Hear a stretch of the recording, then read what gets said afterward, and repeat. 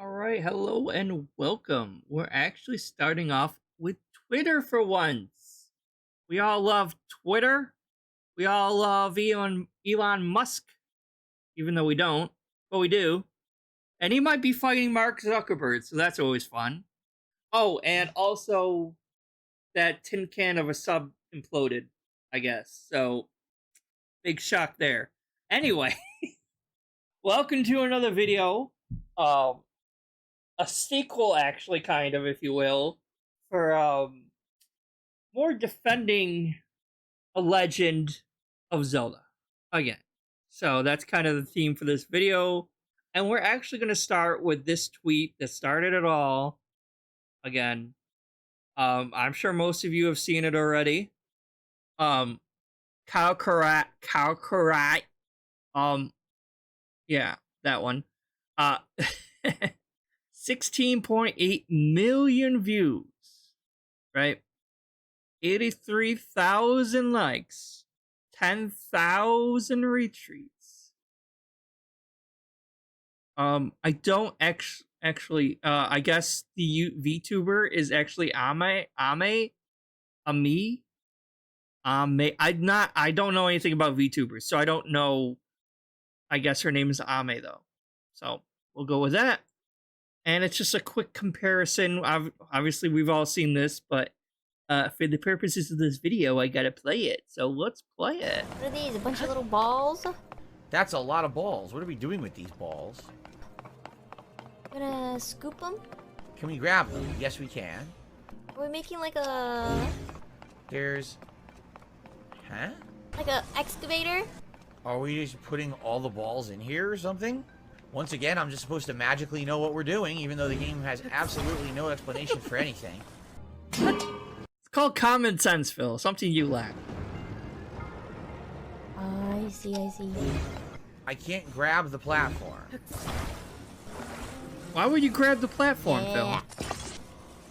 Is it a pressure plate? Right? If I put all the balls in here, does it weigh it down enough? Just hear the gears in his mind I mean, that's a turning, lot of right? tedious work. Why would we do it Oh, that it's way? so tedious. Oh. Right? What is the puzzle here? Why do we even need this thing? Why indeed, Phil? For the record, I have no idea if this is what we're supposed to be doing. I guess all of them need to be in there, maybe? Oh, maybe not. I'm gonna put all of them in there anyways.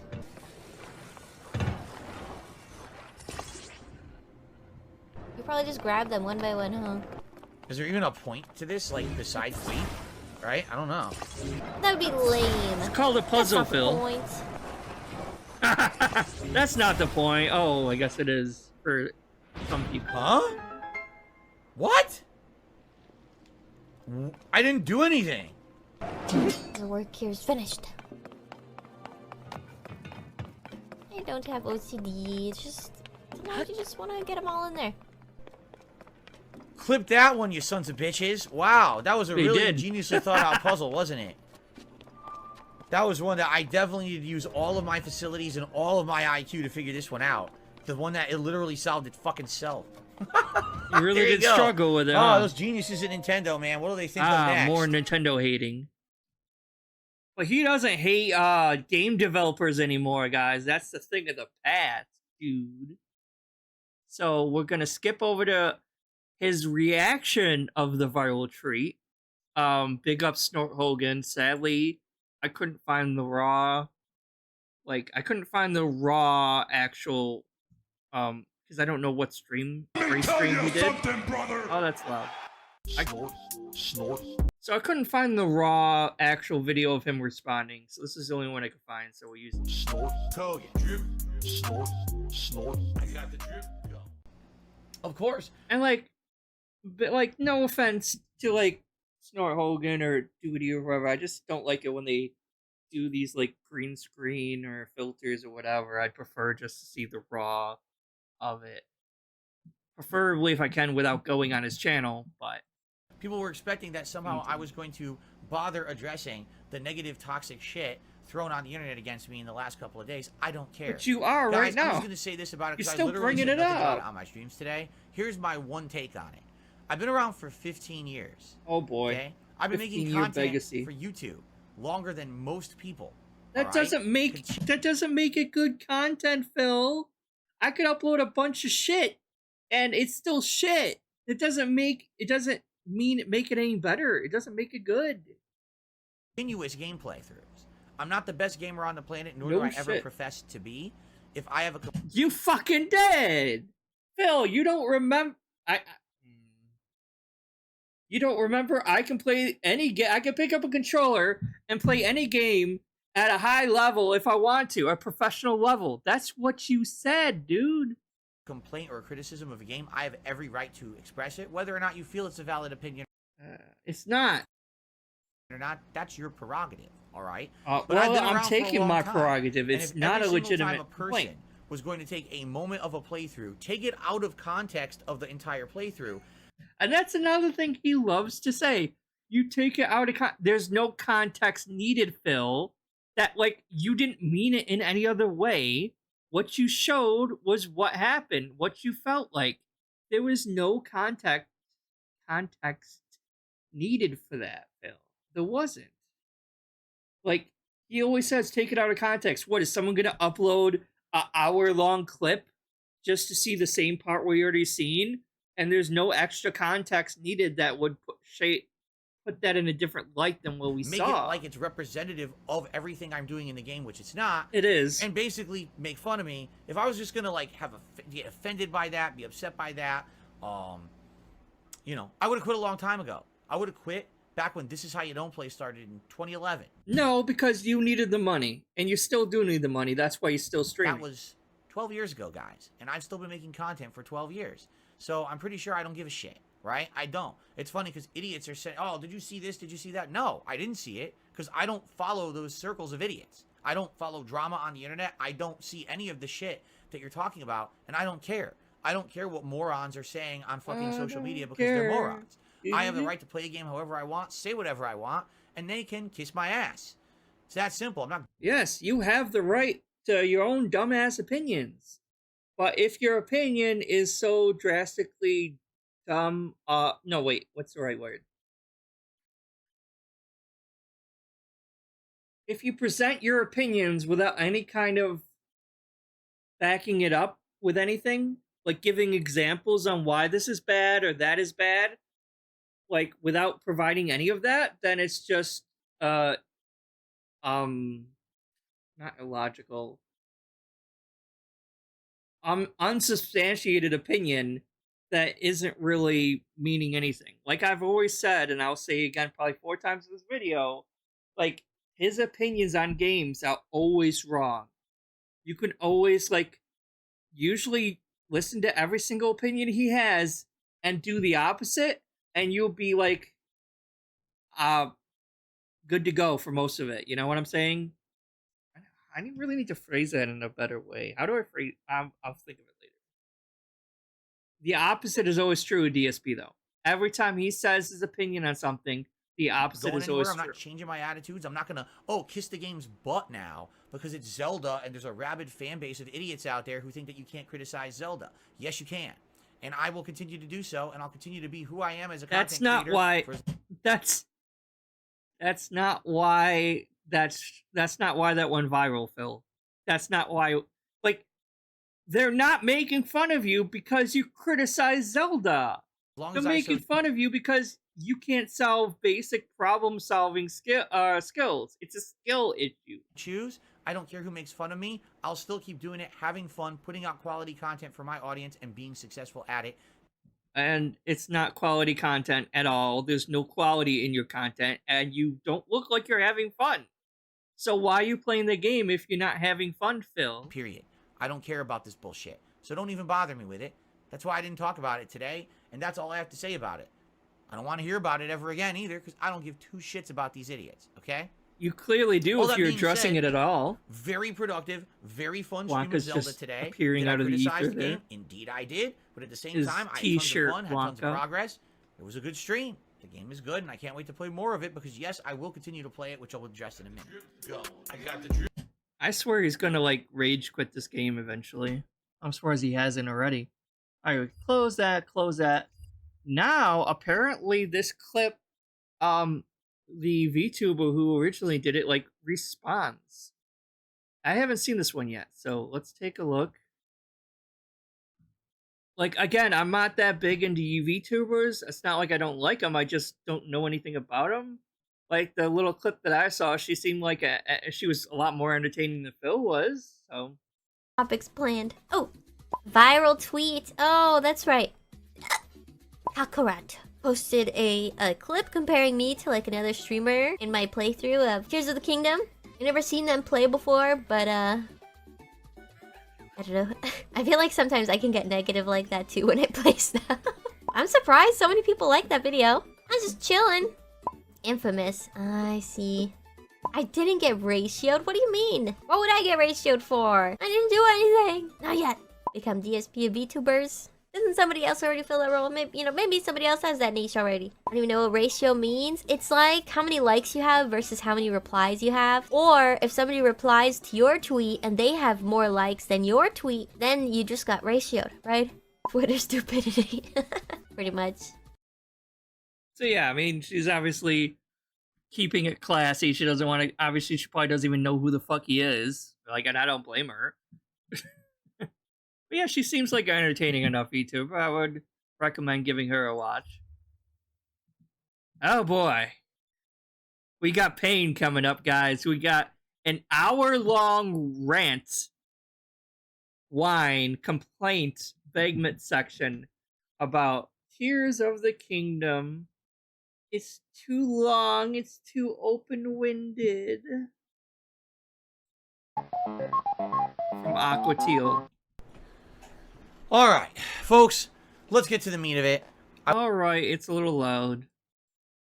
I want to talk. By the way, thank you. Some people have tipped and someone super chatted. I will give you full shout outs at the end of the show. As always, shout outs come and the near the second half of the podcast.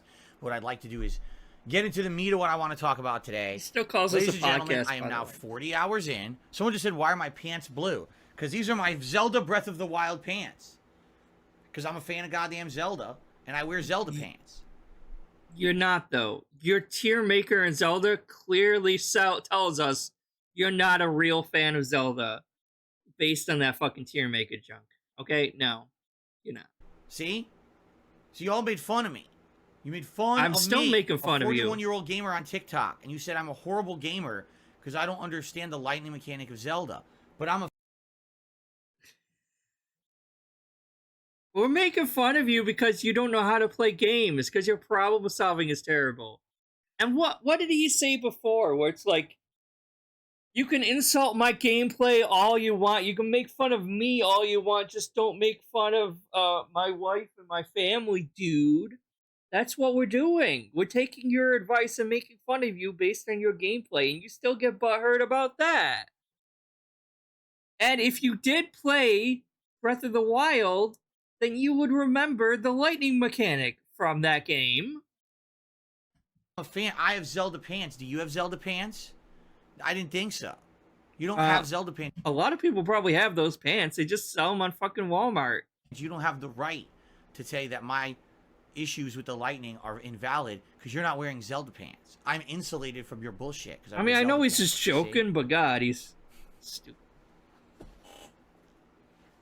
Anyway, off. Pajama pants at work. I'm officially, as of now, 40 hours into Zelda Tears of the Kingdom. Now it's... And I should be done with the game already, dude. It's taken too long. 40 hours in, even though most of that 40 hours was stopped talking to his chat instead of playing the game, mind you. Funny is everyone told me it was really probably only 20 hours in. It was 100 hours long, yet according to people watching the playthrough, they're like, so here's the deal. You have one major dungeon left, the Gerudo Desert Dungeon, which will take a while to do because like all these major dungeons, you have like a storyline around it before you can even access the dungeon, and then you have the dungeon itself. So I'm assuming probably 4 more hours there, maybe to get through the Gerudo area. Then apparently, after I wrap up that dungeon, there's one final area of the game that will open up, and that's kind of the finale. So even if you say that finale is another 4 hours, I mean, that's about 48 hours, I'm done with the game. All right? So then where does the 100 hours come in? Well, 100 hours comes in because this game has such an insane amount of content in it that if you actually have the time to fully explore and extrapolate and do everything that's in the game, all right, you basically could spend 100 hours in it, and you could, have a lot of meaningful time in that. But for me, someone who I've been balancing this game with other playthroughs, as you know, and someone who I knew this month of June was going to be incredibly hectic for new releases between Street Fighter 6, which was going to take up a ton of my time, and Diablo, which was going to take up some of my time, and now with Final Fantasy 16 out, I knew I was not going to be able to really be focused on Zelda. I even told you guys when I started with Zelda last month, I warned everyone. I said, for a game that everyone is describing as being an insanely lengthy and insanely content-heavy game, you have to understand that there's other things coming out. He really didn't want to have to play this game, did he? He really didn't want to play this game. And that's just it. He's gonna, like, in a little bit, he's gonna complain the playthrough's taking too long, all this, etc., etc., but he's totally fine playing Fallout New Vegas, Oblivion, Skyrim, Morrowind, these playthroughs that literally take half a year, over hundreds of parts. He's fine playing that and doing every fucking little side quest in that. But when it comes to Zelda, he doesn't have time for that, dude. He doesn't like it because it's Nintendo. It's not... If Bethesda made the game, he'd be totally fine playing this long a time in it. Going to end up being priority. First of all, just to be honest, I don't have a mainstream Nintendo to bitch for the sake of viewer base. I don't. I really don't. The people who like to watch people who are Nintendo gamers aren't coming to DSP Gaming to watch me play this game, right? They're just not. In fact, when I play Nintendo games, I find it's more of a niche style playthrough where I'll get a certain group of my viewers, but not all of them. And a lot of people, for some reason, just don't like Nintendo games and always skip whenever I play. Even Nintendo games that I'm absolutely loving every aspect of, like Super Mario Odyssey. People would tell me, oh, you're wrong, it's not that good, and why are you playing this kiddie game? And I'm like, what the fuck are you talking about? Nintendo games are not kiddie games. Some people still very, very unfairly and erroneously categorize... Like you? How many fucking times have you considered any fucking Zelda game, or not Zelda, any Switch game a kiddie game? It's not a children's game. You're a children's entertainer, but it's not a children's game. Clearly. And it's actually a really fun game. I don't know why he's shitting on it so much. All Nintendo games is kiddie games. Because he's not making enough money. Don't want to watch me play them for some odd reason. It's so weird because I love first-party Nintendo games. I just don't get that kind of prejudice against them. It's kind of irrational in my opinion. But anyway, knowing well that I don't have a mainstream viewer base of Nintendo gamers, and that if I play Zelda, it's going to end up being a game that's going to be a late-night chill stream. There's no way this could continue to be a daytime stream because it's not going to get mainstream-style support. You know what I'm saying? I very well knew it was going to happen, that this month, as soon as the new releases hit, Zelda was going to take a backseat. Zelda was going to get played a lot less. I was probably going to have to streamline my playthrough to focus in on the more important things in the game. And therefore, there was no way my playthrough was going to be 100 hours long. And I wasn't going to be able to please those who are kind of the Nintendo purists. Those who demand that you do things in a certain way and say, if you don't, you've done it wrong. And I really feel like, sadly, that's kind of what's happened with this playthrough. Because allow me to give you, to cover both sides of the coin here. If you actually feel that someone playing Zelda Tears of the Kingdom in a 100-hour playthrough is the way to play it, and if someone's only playing through it 40 hours, and they're a month into the game and barely making progress and crawling along, and then along the way complaining about certain game mechanics, you may be pretty upset. And this thing is, I know for a fact that there's a group of people that's the case, where they're watching my playthrough, and they're like, dude, he's not taking his time with the game. He's skipping all of this content that he's coming up against and just running right by it. It seems like he's really rushing through. What's funny is I want you to understand what I just said. I'm 40 hours into the game. I probably still arguably have another 8 to 10 hours if I even just want to just go right to the end and beat it.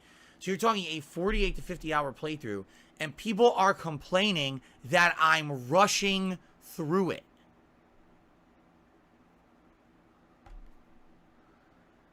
Does that... How many weeks did he go without playing Zelda at all? Like, because ever since Street Fighter 6 came out, that's been like the only fucking game he was playing forever. And now it's like, this week, he's started playing Zelda again.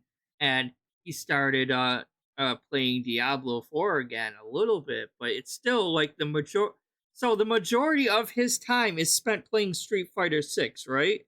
Which is like whatever, but like Street Fighter 6 is a game that's always going to be there no matter what. Um I don't know, maybe he's delusional enough to think that he can still be like super competitive professionally in the game for some reason.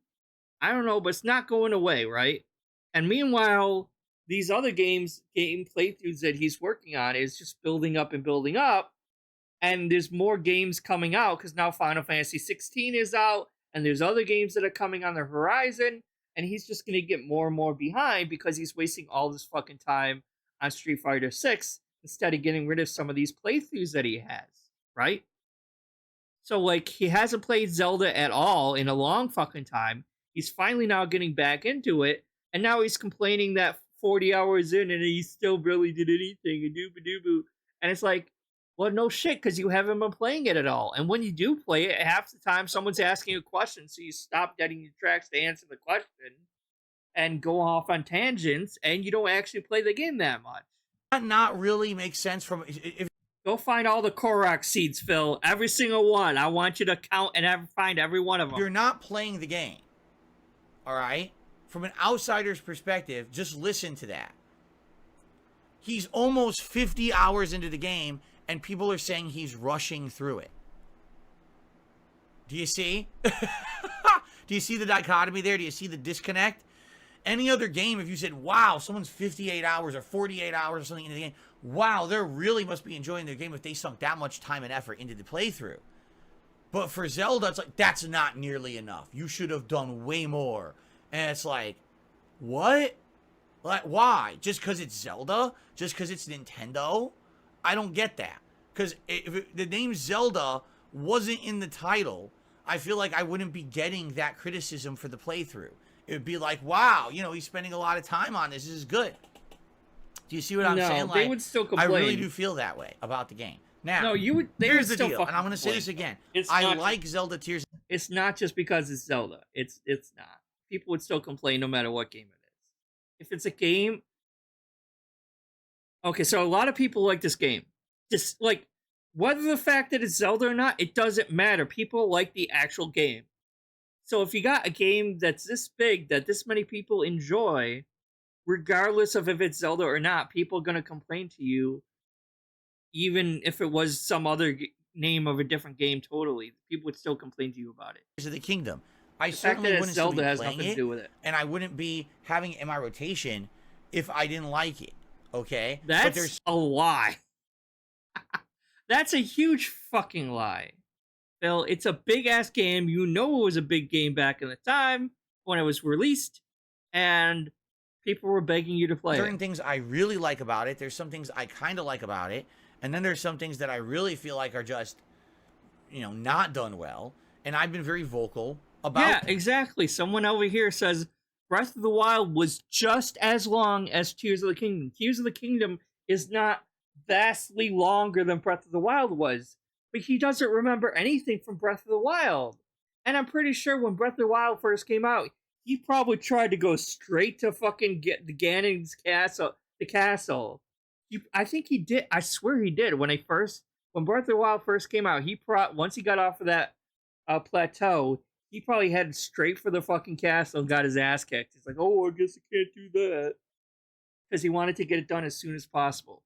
Like, he doesn't remember anything from Breath of the Wild, though. Out this, trying to be fair with the game and, you know, giving you my honest perspective. And I'm well aware that most people probably don't agree with me. And there's a couple reasons. Number one, because Nintendo has that fan base of people that kind of feel like Nintendo can do no wrong, and I disagree. Although I'm certainly not saying that's everyone. There certainly seems to be this Nintendo defense force that always comes out whenever you criticize a Nintendo game, fairly or not. Well, yours isn't fairly. It really anyway. doesn't matter. Again, what ends up happening is again, just for the record, I'm not a huge Nintendo fanboy. Yeah, I have a Switch, but I have a PS4, a PS5, a PS Vita, a PS3, a PS2. Like, my favorite system is probably the PlayStation, honestly. So I'm not, like, a huge Nintendo fanboy. I like some Nintendo games, some I don't. It's like like, I never understood Pikmin. I never got the appeal of fucking Pikmin. I'm sorry. And Mario games just kind of eh. But I do kind of have a soft spot for Zelda because it's more nostalgic to me than anything else. But again, there were some Zelda games I didn't like either. Honestly, I didn't like Majora's Mask. And I know it's a huge thing because everyone fucking loves Majora's Mask. I'm sorry, I just wasn't that biggest a fan of Majora's Mask. I don't know. Like, I don't think I liked Ocarina of Time a lot. I just don't think it's my number one all-time best Zelda game, in my opinion. You get people who jump down your throat. Right? I'm not here doing a tier maker either. Oh my god! How dare you criticize this game because it's first-party Nintendo? Obviously, it's a masterpiece, and God forbid that you would say a single thing bad about it. You're just in the wrong no matter what. Even if it's constructive criticism, it doesn't matter. It's not constructive criticism. Like, Evil and, like, you've been unfair to the game. Yes, he has. It's not constructive criticism. You are claiming issues with a game that make no sense, that can't be backed up with anything. That's just wild whining for the sake of whining. Matter, right? And that's kind of ridiculous in my opinion. Now, let's talk about my Zelda Tears of the Kingdom playthrough and what I've liked about the game and what I don't like about the game. I feel like a lot of things that for some people are positives, sadly can be negatives for others, and I feel like a lot of things that started off strong can actually bite this game in the butt, all right? First of all, one of the things that I've described when I've described Tears of the Kingdom is I said the game is bloated, okay? I think some people have misunderstood what I mean by that, all right? When I say the game is bloated, what I mean is the game has an incredible amount of content, okay? Now, here's the thing. If you're sitting there and you feel like all of that insane amount of content is meaningful, then you wouldn't feel bloat. You know what I'm saying? Like, you can have a meal that's a giant meal.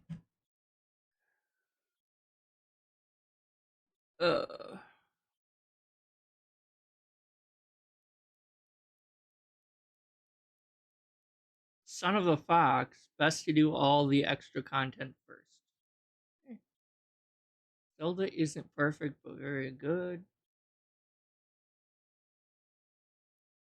I hate when he goes off about meaningful. Like, that's his favorite fucking word, is meaningful. But meaningful is very subjective. It's not the truth. It's not objective. It's not objectively me. You can't prove this content is meaningful and this content isn't meaningful. Because to different people, meaningful is going to vary greatly, right? So it's like, what he views as meaningful, we all view as not meaningful, and vice versa. So, like, he thinks his content is meaningful. It's obviously not to a majority of people. It's not, because he would actually have more subscribers and actual fans that actually donated to him instead of just OIC and a few other ones, you know? So, like, he really thinks that, like, the things that he views, like, so take every time he says meaningful, just take that out of the argument altogether, because that means fucking nothing. People like the Zelda game, because Tears of the Kingdom is a long name to actually say. Like, you know. But anyway, like, people like the game. No one is complaining that it's unmeaningful. That it's not meaningful content either. Like, everyone is saying it's full of shit to do. It's good shit. It's good shit. They love the shit. They eat the shit. They sleep in the. I'm going all Phil now. Fucking scat fetish Phil over here. No, they like. Everyone is arguing that it's like he's going against the common argument, and that's fine if you can back it up, but you gotta back it up with more than just saying it's not meaningful, right? Like, everyone's entitled to their own dumbass opinions, right? And you can say whatever the fuck you want about a game, that's fine, but, like, if you're competent and, like, actually trying to prove a point, you would, like, back it up with some actual examples of shit instead of just saying it's not meaningful content, right? So, like, oh, I'm just saying it's not meaningful. Like, that doesn't mean anything, though. That's not a good argument for anything. That's just you clearly not liking the game and not giving any examples for why. the real reason is because he's not getting that much money when he plays it. But if everything there is absolutely delicious and nothing is over too much in one direction, you have a well-balanced meal.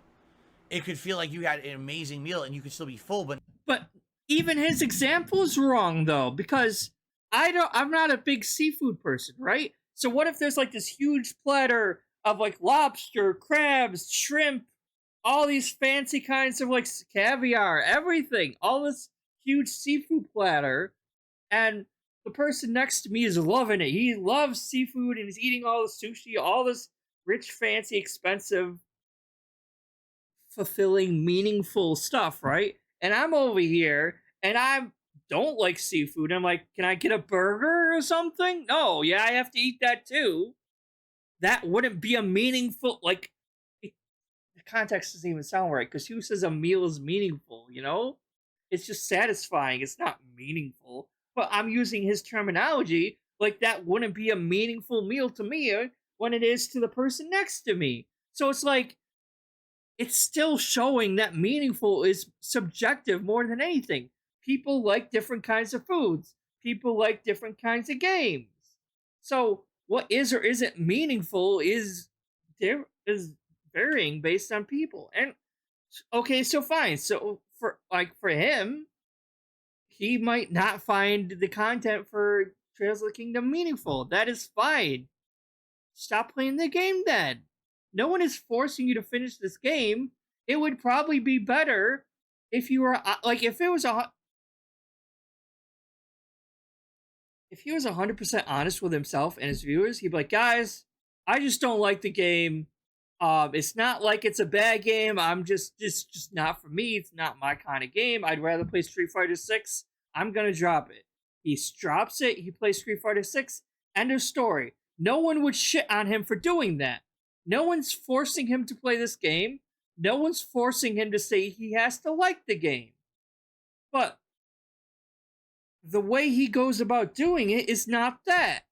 So he's going through making all these excuses for like, oh, well, it's not a good game. I don't see why people like the game.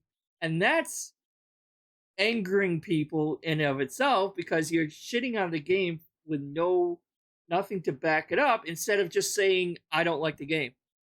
Just say, I don't like the game. It's not for me. How hard is that? But no, he's going out and of his way to insult the game, not provide any actual examples or proof to back up his claim on why he's actually insulting and shitting on the game, instead of just saying he doesn't like the fucking game. And that's all you have to fucking do. But he can't, like, comprehend that for some reason. I don't know. But not bloated, right? I hate to say it, I don't. He's coming up with all these fake examples and fake reasons of why he doesn't like the game, when he could just say, "Hey, it's just personally not my kind of game." That's all you have to fucking do. I do feel like the game suffers very much from bloat, because it's coming from a perspective of someone who's a super fan of Zelda, and in particular, someone who's a super fan of Breath of the Wild. All right. So what do I mean by that? All right. Well, first of all, the game has an incredible amount of content, no matter where you go or what you do. There's new locations. You weren't a fan of Breath of the Wild, or you would remember how long it took. You would remember the lightning mechanic. New camps, new combat challenges, new dungeons to find, new challenge dungeons with puzzles. Small enemies, giant enemies, secrets to be found, traversal to be had. There's story elements with the Tears of the Dragon, and there's non-story elements with completely optional side quests with characters that have their own little side stories that can add to the game. I mean, just to give you some perspective on some of the stuff in the game, there's horse travel, but you don't ever need it, but there's horse travel. There's all this building and mechanics with the physics of, you know, building vehicles and doing all of that. You literally don't ever need it, but it's in there if you want to do it, you see? So, where do I even start? I mean, I like that, Phil. I like that, okay? Because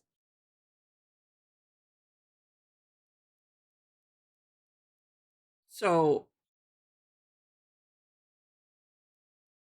where do I even start? So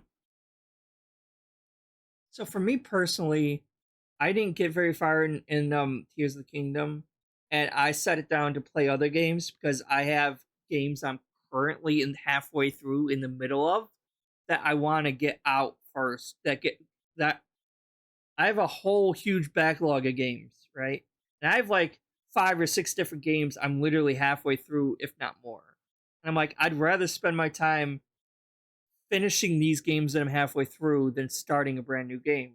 But I played a little bit of Tears of the Kingdom to get a feel for it, and I played a little bit of Final Fantasy 16 to get a feel for it, and I'm like, okay, I'm gonna come back to this eventually, not right now, and I put it on my backlog, so I want to finish these other current games, right?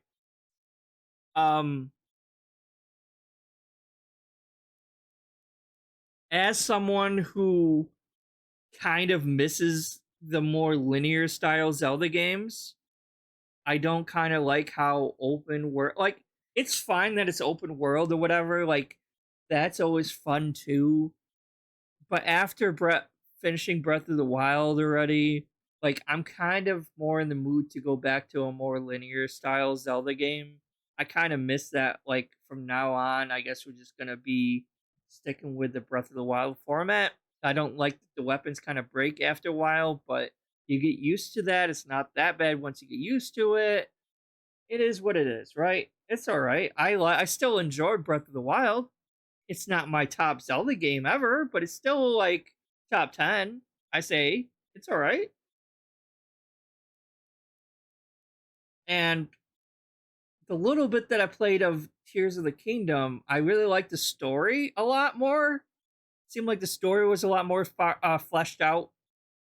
But so for me, I'm not the biggest fan of creative games, if that makes sense. Like I it's not that I'm lacking creativity, it's just I exercise my creativity in other ways. I like to write stories, I draw a lot. Like that's the area that I'm more creative in.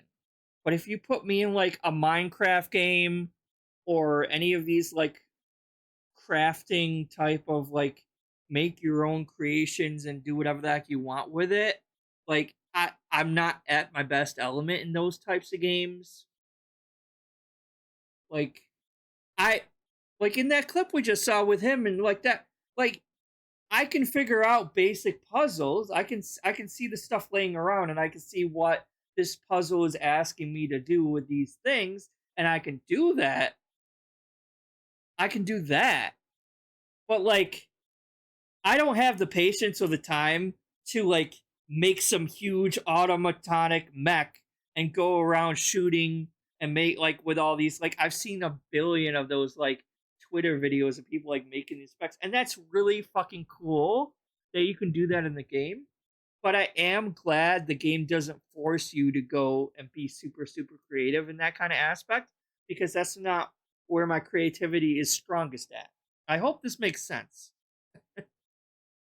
I don't like playing Minecraft because I'm not creative in game settings like that. I can't think in 3D space very good because I like to draw a lot. And like I can draw with perspective and like make things look pseudo 3D without it actually being 3D. But in terms of like a 3D environment, I'm not the best in. Um the only real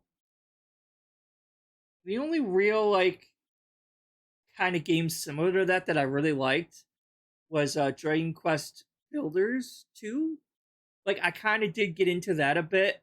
I think more because the aesthetic to me was a little bit better. I didn't like the blocky. Like I get that Minecraft is blocky aesthetic for a reason. That's the aesthetic they're going with, and I get that.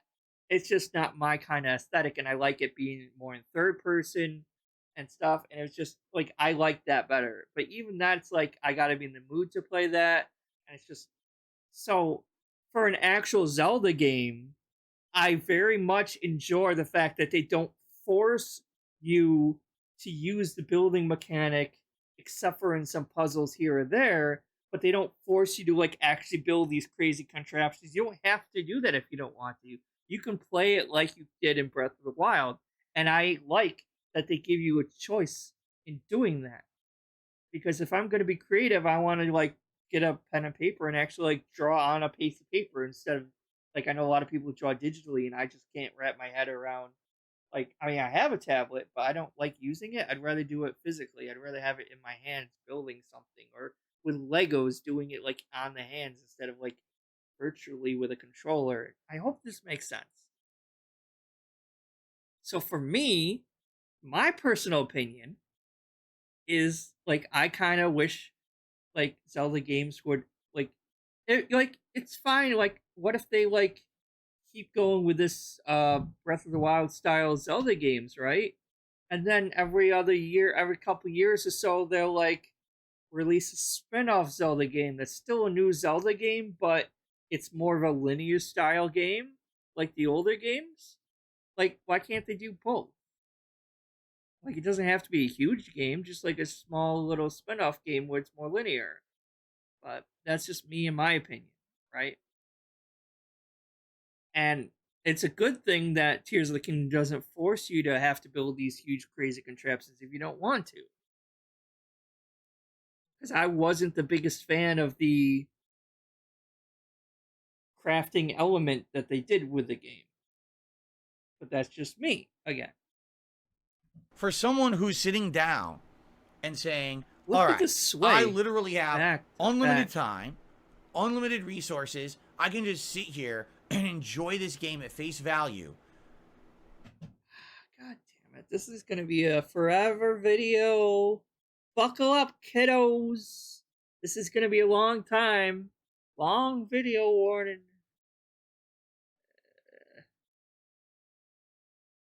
Phil, they make games for gamers. For people who play video games. I know you're a huge fucking narcissist and you think the entire world should revolve around you, but you are no one. They make games for gamers, not for streamers, not for let's players. They make games for people who actually enjoy the game.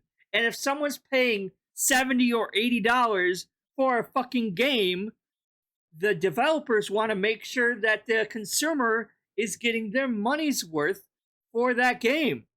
So they're going to make the game very long. They want to make the game very long so that the gamer can get the most out of that game. They can get their $70 for that game. Even though I didn't play Tears of the Kingdom that long, I'm glad I bought it. I'm glad I spent $70 for that game because I know it was worth it. I know it has a lot of content that would keep me entertained for a very long time when I do choose to actually play it. Okay? Most people do. I work too, Phil. We all have fucking jobs. Unless you're a kid playing it or something. And you obviously don't have a real job. But most people who play game like most adults who play games do also have to balance their work and home life with video gaming. So obviously they don't have unlimited fucking time and resources to play games. Most people. Right? So like it's not just a you issue. We all have other things we have to do. We can't all just be sitting around playing games all the time. And considering how literally half of your day you're not playing a game but you're talking, it's either the pre-stream podcast or the daily wrap or the many different breaks you take or reading off tip goals.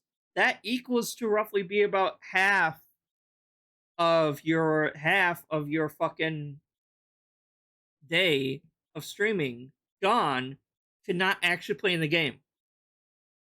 And the other part is you playing Street Fighter 6 all the time instead of actually playing these games to get them off your conveyor belt or whatever, you know? But people are not making games for streamers like you, dummy. For what it is. This might be an insane masterpiece and the best game that you've ever played. And that's... I wouldn't go that... Well, personally, for me, I wouldn't go that far. but it's definitely a 9 or 10, 9 out of 10, I would say. That's just Fine. And I respect that opinion. I really do. Because the tools are there to say that this game is absolutely amazing. yeah, exactly. Streamer scene. The problem is it only feels like bloat to you because you can't invest in it. It's empty content to you, but people who actually invest in it enjoy all the content. But when you make a video game and when you play a video game, not everyone is in the same perspective. Not everyone has said unlimited time, unlimited resources, and the ability to just sit there at endless lengths and enjoy a game. Some people actually want some guidance. Some people want to know what's the important thing to do and what's not. Some people want to say, all right, do I need to bother to learn this incredibly intricate gameplay mechanic of building this vehicle painstakingly and understanding all the physics of the game and understanding the building mechanics and the battery mechanics of the game and all of this? Do I need to drive a giant mech across the battlefield, destroying everything in my path? Or can I just walk from point A to point B and do a quest? Tears of the Kingdom essentially does absolutely nothing whatsoever to explain the system to you. Like, it's everything's there, and you can either take as much... Oh, they treat the gamer with respect that they would assume that the gamer would know how to fucking play it. I'm pretty sure the game actually does explain to you how to use the fusing mechanic in the beginning of the game. That's kind of all you really need to know. You fuse this with this, you fuse that with that, and you need a battery, and then you just smack it and it fucking goes.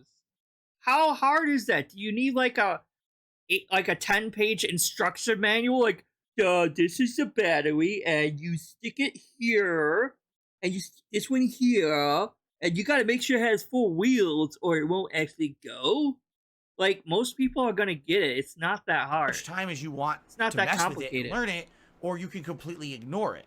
Now, if you take the time to mess... And that's the good thing. The game gives you options. You don't have to do any of this if you don't want to, and that's the good thing with the game. And learn it, you'll probably have a better time with the game.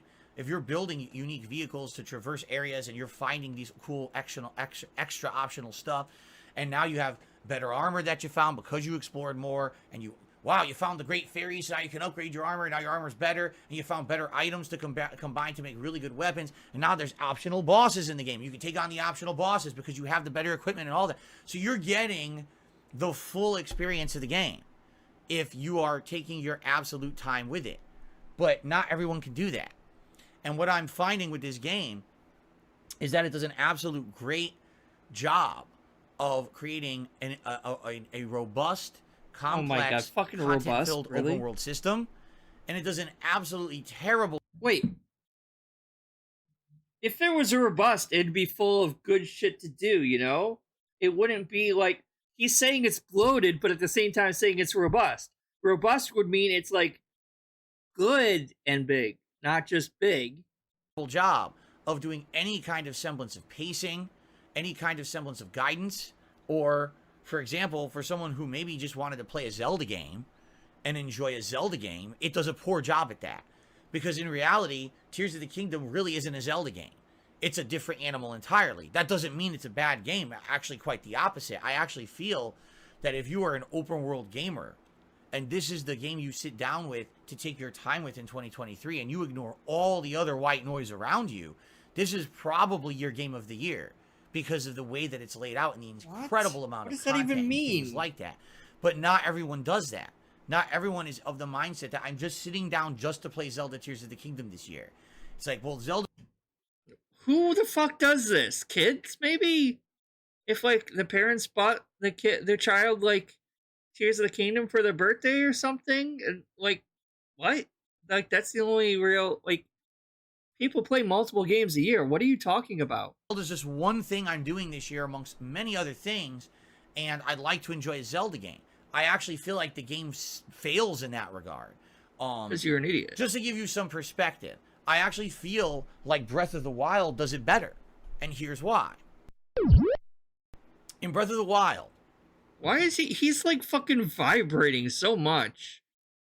Like, if you vibrated like that in the bed with Kat, she would probably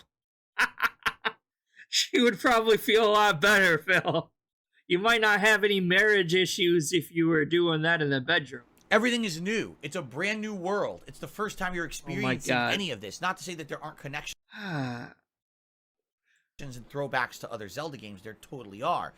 But the first time you walk into, say, Hateno Village, and all of a sudden you're talking with the townspeople, and you realize this village is interesting, and there's quest lines there you need to do. You meet Pura for the first time, and the scientist group, and you're doing questing for them. And later on, you have a house that's your own and stuff like that. That feels really, really, really, really meaningful to you, right? It's a really important part of the game. In this game, when you walk into Hateno Village, it's like, oh, it's that village from the first game. Are there a couple side quests? Yeah, you could do a side quest to color your clothes or whatever. Okay.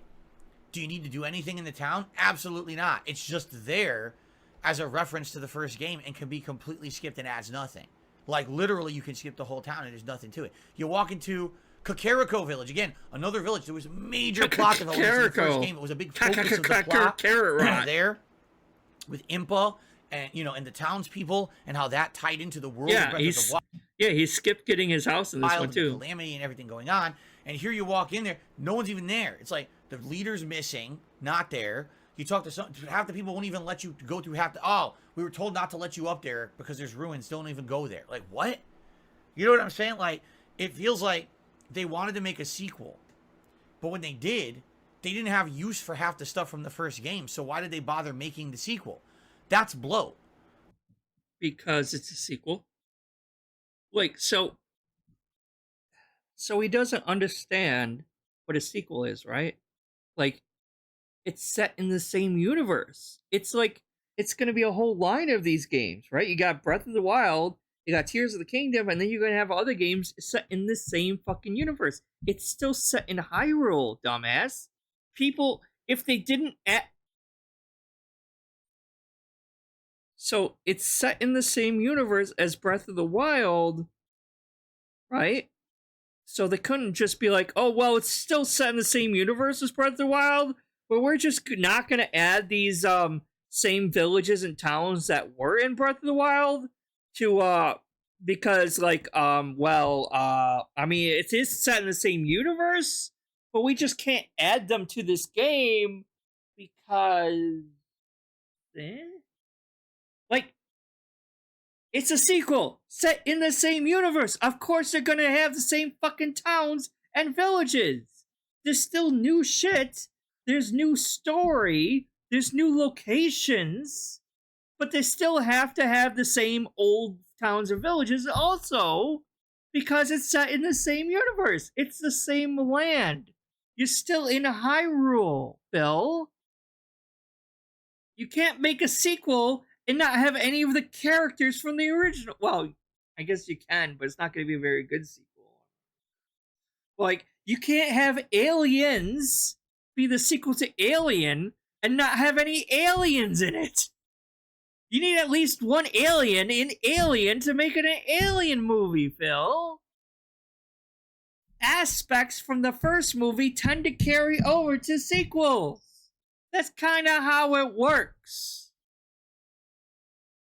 How do you not get this? It's a sequel. Yeah, they had to throw in Kokori Village or the Lost Woods or whatever. Maybe, like, and they probably thought, well, yeah, we have to add Kokori Village into it because it was in the original. But since you already fully explored this village in the first game, we're not going to have a whole lot in that town this time. We're just going to have a few things here or there because the main part of the game, the actual plot part, is taking place in these other areas now because it's a sequel. But we still have to have it in there because it's Hyrule. And it's the same universe, same area. So obviously it's going to be fucking weird as fuck if it's still in the same universe and the same land, but those towns are just randomly absent? Is that what you want? Why would you, like, have a sequel that's not its own new game, but still, well, it is its own game, but it's still, like, not a sequel at all? Like, why would you have a sequel and not have any of the locations be in it when it's a sequel in the same fucking universe, Phil? It makes no sense what you're talking about. The reason there's not a whole lot to do in these same locations is because you already did them. So they don't want to make you do all the same shit again. So they have the new shit, the new story stuff take place in other locations, and this obviously the castle too, but like, and just give you a few things to do in case you wanted to wander over that way. You're the one who walked over there. You didn't have to go that way, did you? Was there a side quest to the main quest requiring you to go back that way? I don't know. I didn't play the game. But obviously they're not going to have the same quests that they had the first game in the second game, Phil. What are you talking about? Oh god, we're only like 14 minutes. When you have content that's, oh look, here's a reference to the first game. By the way, it has no meaning in this one. Then what was... Because it would be more odd if they took it out of the game altogether, dumbass. It is a sequel. It is in the same universe. They have to have it in that game. Because it would be more odd to not have it in the game than to just have it in the game. What's the point? And the answer is there is none. There's no meaning to have to... See, this is what I mean. Like, the complaints that he comes up with, the reasons why he doesn't like the game are meaningless. I know he loves the word meaningful, but he's not giving any good examples that stand on their own as actual legitimate gripes against the game.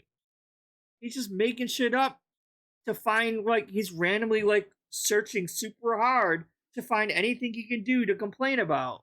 I'm like, just drop the game. That's fine. It's just there as a reference point to the first, but you could have skipped the first and just played this one, to which case half the stuff you encounter, you'll be like, what is this? Like, what? I don't even understand what this crap is. Like, why does Hiteno Village exist? There's no real major quest lines there. There's no real ties to the plot. Like, you do get a house in this game. And why does it look so significant? Because it was significant in the first game, and they just have it as, like, fan service reference to the first game. I really honestly feel like if this game was its own standalone game and was not a direct sequel to Breath of the Wild, it would be better.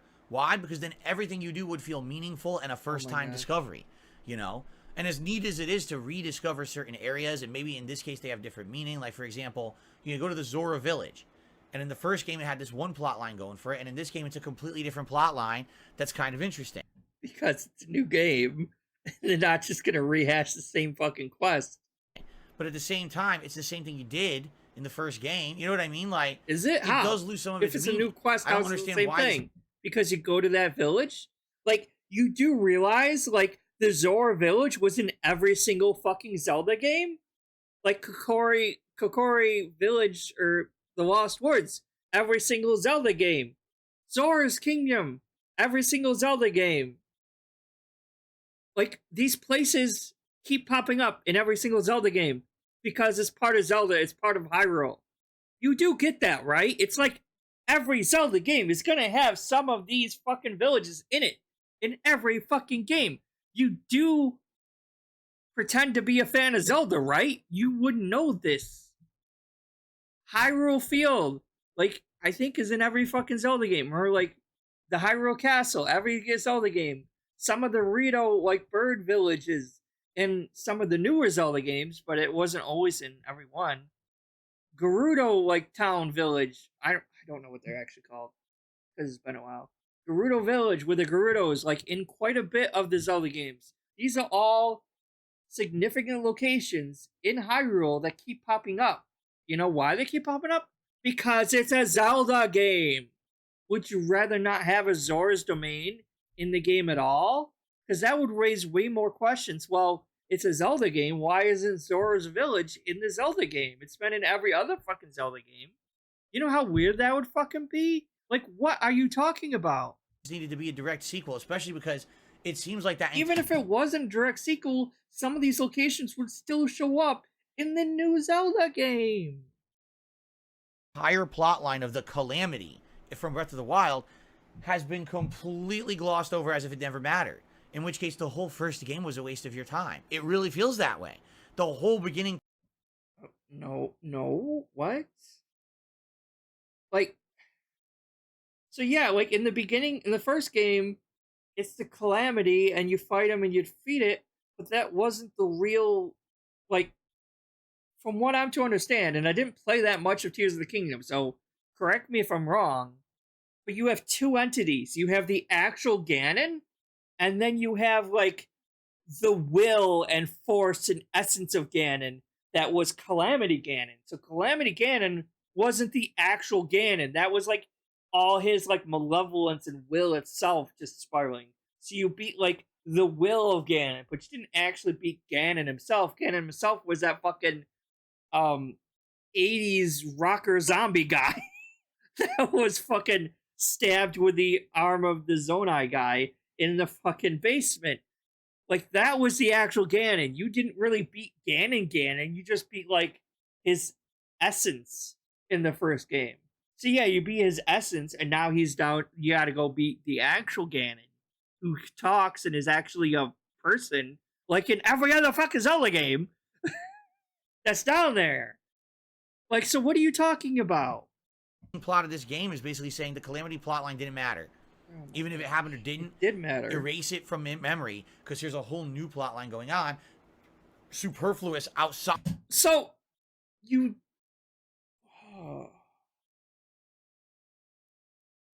What? You see how he's, like, being such a hypocrite here? Like...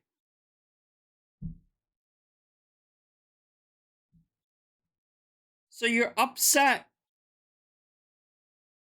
Let me go back a little bit. In which case, the whole first game was a waste of your time. It really feels that way. The whole beginning plot of this game is basically saying the Calamity plotline didn't matter. Even if it happened or didn't, erase it from memory, because there's a whole new plotline going on. Superfluous outside of the realm of the Calamity plotline. That's what a sequel is. You know that, right, Phil? Like, what do you want? Because, like, if they rehashed the Calamity plot, if they had a plot that still involved the Calamity, you would be over here bitching about how this is just a rehash of the first game. So, obviously, for a new game, even though it's still a sequel and in the same universe, they would have to have a whole new plot. It's a good thing they have a whole new plot.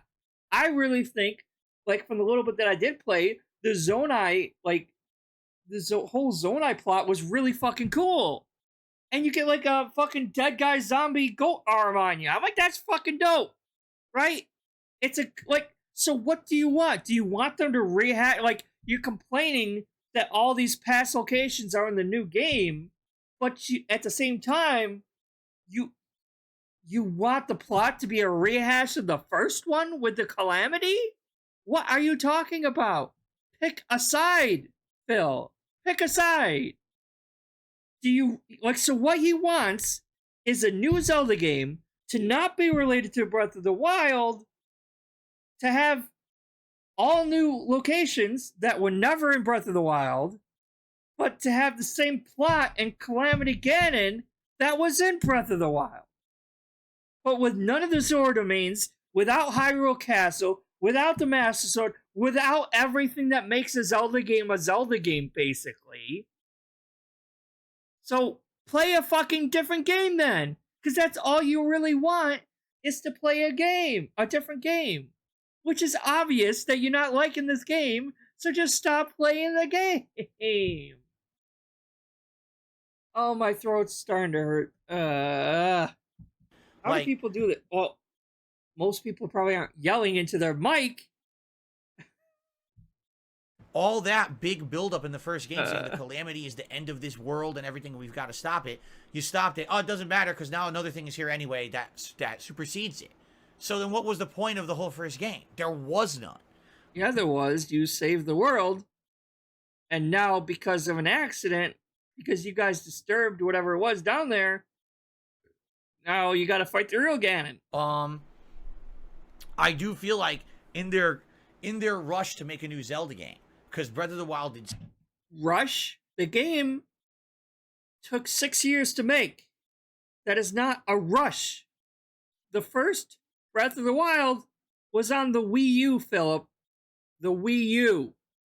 It also came out on the Switch, but it was originally made for the Wii U. It took 6 years to make this one. So well. It was not a rush. They wanted to capitalize on that. They sadly made a game that doesn't feel nearly as full of wonder as Breath of the Wild did. Now listen, they added sky floating islands and they added underground exploration. Great, good for you. And yeah, there's some interesting Yeah, stuff out right. there with Heaven forbid a sequel has some kind of fucking continuity or something. Bro, every Zelda game had games that Ganon. Yeah, puzzles and exactly. Every fucking Zelda game, Ganon comes back. Every fucking I'm sorry, I'm probably popping the mic. I hope I didn't hurt your ears. But like every fucking Zelda game, he comes back. He's the main fucking bad guy, except for I think Link's Awakening. Maybe it was someone else. But like aside from like one other big pig dude, which is basically just fucking Ganon anyway, he comes back every fucking Zelda game. What are you talking about? and the like. But never once in this playthrough yet have I really felt that feeling of wonderment and discovery like I did in Breath of the Wild. First, Yeah, exactly. What has Street Fighter done to innovate with Street Fighter 6, Tom Phil? You still like if he used the same logic here that he used with Street Fighter 6, he's like, well, you still got two guys and they're fighting in the streets on a 2D plane. I mean, come on already. Why don't they innovate? Why don't they make it brand new and fresh? Instead, why are they even putting all these old characters in the game at all? They should have brand new characters that no one's ever heard of before, and they should make it be in 3D too. Have like a 3D fighting kind of system, and why not just have you move around? Actually, just make a fucking Budokai Tenkaichi. I mean, have it be like that instead. Because why keep anything that keeps the series like relatable? Just make it a whole fucking new game. Like what? discovering things like, oh, the Lost Woods. Ooh, the floating labyrinth in the sky. That's a whole optional puzzle that's really interesting because I don't know what it is and if it leads to anything good. Oh my god, I'm climbing Death Mountain and there's a giant salamander creature on it that's actually a boss dungeon that we're going to do. Like, you don't feel that in the game. You just don't. It's kind of like I already was in this world. I already know where everything is. And the other thing, too, I hate this whole premise of we played a whole game in this fucking world, you know, an 80-hour playthrough. Now we're back for the sequel. Everything's forgotten. Oh, your map has been reset. Everything's done. Fuck you. Spent all that time in the first game. Now I gotta go through this whole fucking game and remap. Yes, that's kind of how it works. Can you imagine if you just started the game and there's no sense of exploration or anything? Phil, come on, man. Like, that's the best part of the game. Is like that's the best part of the game, Phil, is the sense of one, like you exploring, you're filling in the that feeling when you're filling in that map and a little part of the map lights up and you're exploring these like this new area that you haven't been to yet and you're like, what's this? What's like it's still fun. Even if you've technically been in the same field, it's bigger, it has new stuff in it. Like, do you not understand that? Like, the best parts, like I like to play Genshin Impact, right? I need to catch up on it actually because I'm running a bit behind because I'm playing so many other games. But I do like playing Genshin Impact, and the best part of Genshin is like when a new location is like revealed. Like last location was Sumeru, and sometimes there's like a long wait between the release of new locations, but like and then like so well, you got this like big area that just got released, you got new bosses to fight, and you're filling in the maps with like essentially towers or statues or whatever, and it's so fun because you get to explore this new area you haven't explored before. Like, that's what people like to do. Everyone would hate it if you started a new game and the maps all filled in, you're full on equipped with all your hearts again. And like, can you imagine how the outrage people will get if you start up and it like reads your Breath of the Wild data and you're fully stocked up with full strength armor, the Master Sword, all that. Like, you are acting like you never played a Zelda game before in your fucking life, Phil. You are not a Zelda fan at all. At all, Phil. Every Zelda game you start from nothing. Every fucking Zelda game you start with 3 hearts. Not 1 or 2 or 4, but 3. 3 hearts, Phil. You don't start with a master sword. You start with a piece of shit wooden sword some old bastard in a cave gives you. Take this. It might. Wait, how'd it go? Take this. It could come in handy. God damn. You do not play Zelda games, Phil. Or you don't remember anything from when you did play them. Map Jesus everything again? Christ. Right? Like, geez, thanks a lot. Really feel like my time was well used in the first one. Like I said, maybe if he wanted a Nintendo villain to reusing the same permanently map die. again, it would feel better because then it would make sense. But if this was, oh, by the way, screw off, now go remap the whole world again. Dude, I already did that in the first one. And that's enough. Like Timmy Baxter or whatever has a good point. It's like it's because he gets handheld through all these playthroughs, so he's not even really enjoying the game because his dumbass fans will be like, okay, go here, okay, go there. Like he can't explore on his own. Like his gameplay, like when he was just making videos by pointing a camera at it, arguably his gameplay was a lot better because he wasn't getting help through the chat at all. He was legitimately playing a game. He doesn't play games anymore. This is basically Twitch plays this game, Twitch plays that game, but it's not Twitch, it's YouTube. But it's like YouTube plays this game, YouTube plays this game. His fans are playing the game via him as a proxy. That's all this is. So he's not actually fucking playing the game at all anymore. And then he gets all butthurt that the game's not fun and exciting because he's not actually fucking playing the game. I gotta do it again? Yeah, because you're a dumbass. So here's the thing. Again, I'm not saying the game's bad at all, but man, it yes, feels you bloated. are. That's what you're saying. Like they were really going for Such a let's bad throw take. in the absolute most amount of content we possibly can throw at you in one video game, but never really directing you towards feeling what's meaningful. Now, not to say that the game doesn't say. Yeah, Baxter's like, dude, I beat Zelda in the first one. He's back again? I just fucking beat him. Hey, here's the 4 big dungeons, head in that direction. It absolutely does that. But the point I'm making is if you just head for those dungeons, the game sucks. Because you don't have armor. Because you don't have, better weapons. You didn't take the time to explore and get the plot. I mean, you won't even get the plot of the game if you just focus on the 4 major dungeons. The plot is based around the tiers of the dragon you need to find on the map. You absolutely, bare minimum, should be finding all those tiers. Yeah, that's why it's called the open world game, Phil. It's not linear. Well, we'll go into that, because this game is too open world, but other games are too linear. Before you beat the game, or else you haven't gotten the story, right? So, it's just, to me, it doesn't feel like a Zelda experience. You know what I'm saying? Like a Zelda experience, because you never played a Zelda game before. No matter how you play it, right? You're going to have these core experiences of each dungeon, and those are going to be meaningful to you. And then you're going to get a heightened climax where there's probably a big showdown in a final dungeon and a big boss at the end and all of that. And not to say that that's not present in this game, but the game just throws so much at you that everything feels badly paced and very much disjointed. And the funny part about it, too... Because people were bitching so much about the game needing to be open world, and we want an open world game, and every fucking game nowadays has to be open world. And that's what I don't like anymore. Like, I miss when RPGs were more linear, kind of. Like, I know I shit on Final Fantasy 13 when that game first came out, because I hated it. It was literally just a corridor that you walk down. And there's like a happy medium between 100% open world and Final Fantasy 13 where it's like super fucking linear. There's a happy medium. Like, I'm playing Tales of Zestiria, and I'm like maybe 60% into that game. Hopefully it's close to being done because I haven't played it for like a while. But I'm enjoying it. I like the game. And it's like, it's not open world.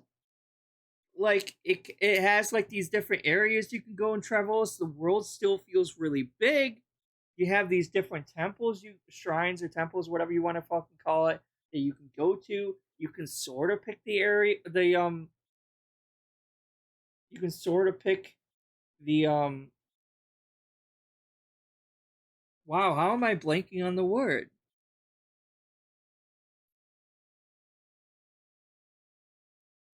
You can pick which dungeon you want to go to first. You can pick the order of the dungeons you want to do. You don't have to go 1, 2, 3, 4. You can do 3, 4, 1, 2. It doesn't matter.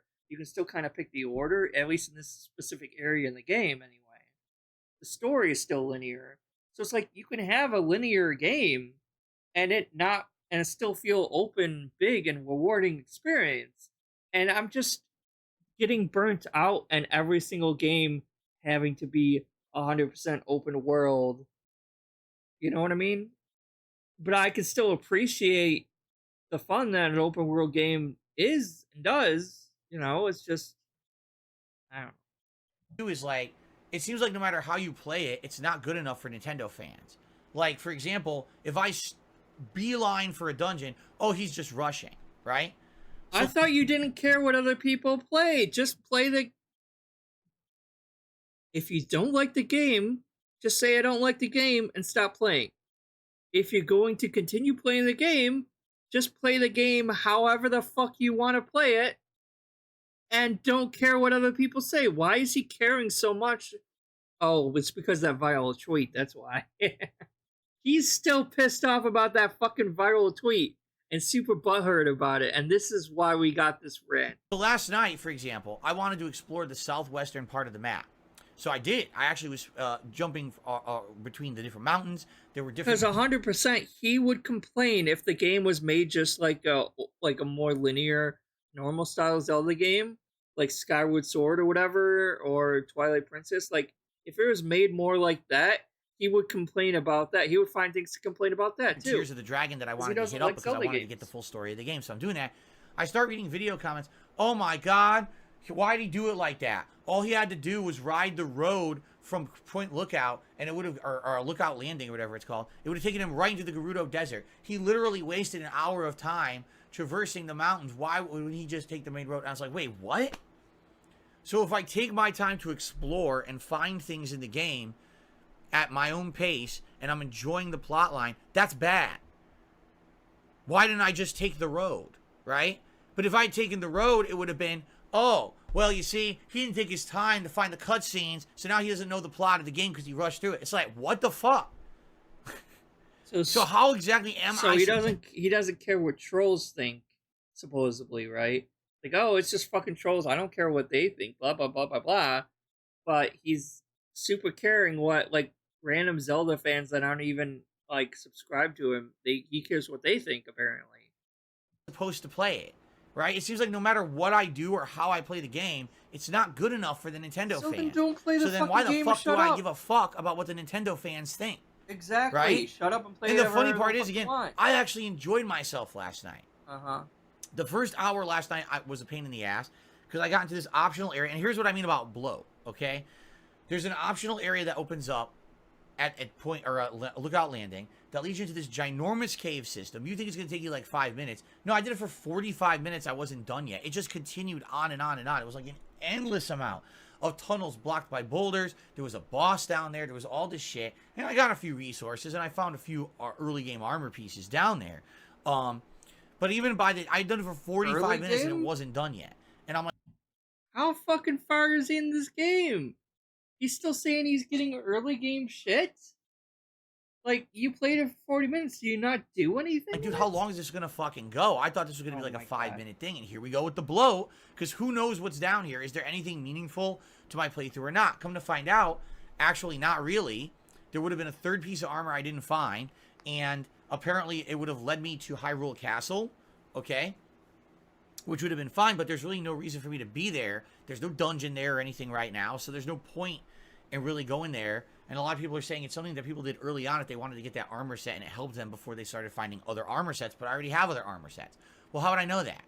You don't know. When a game has so much content and no guidance, you could just stumble upon something late game that you think is interesting, and it's not. It's early game. It's a waste of time. You wasted an hour, right? And I really did. I basically wasted a whole hour last night for the first hour doing this stupid cave. So then after that, I said, forget it.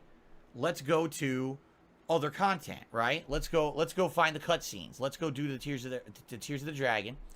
And we did all of those, and that was great. It actually fleshed out the story of the game. And then I don't want to give spoilers because there's a critical plot point during the Tears of the Dragon quest line that's really, really important, okay? So without spoiling a major plot point, something really critical happens. And then there's like a race against time. And basically it was really suspenseful and interesting. And I did it. And I was like, wow. And something really awesome happened at the very, very end of last night's stream. And I was like, wow, that was giant plot development. And I'm glad that I did it, right? So it's kind of like I wasted an entire hour of my stream, and then the second hour was like insane amount of development, exploration. By the way, now I've done every tower in the game, so the whole map is mapped out for me now. So it's kind of like 2 hours of completely conflicted pacing. And do you understand what I'm saying? In one case, I could spend an hour in Zelda Tears of the Kingdom and literally get nothing done whatsoever of any point or use. And then I could play another hour and I could turbo mode important stuff, right? I did 2 or 3 Tears of the Kingdom back to back. I hit up all the towers. A critical plot point happened, and now something crazy happened for endgame. And I'm like, whoa, all within another hour. That's not good pacing. It's just not.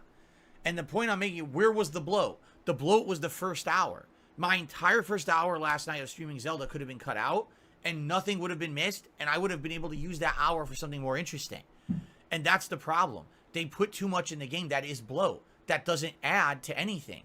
When I can skip entire villages because they're just side content in this game, that's bloat.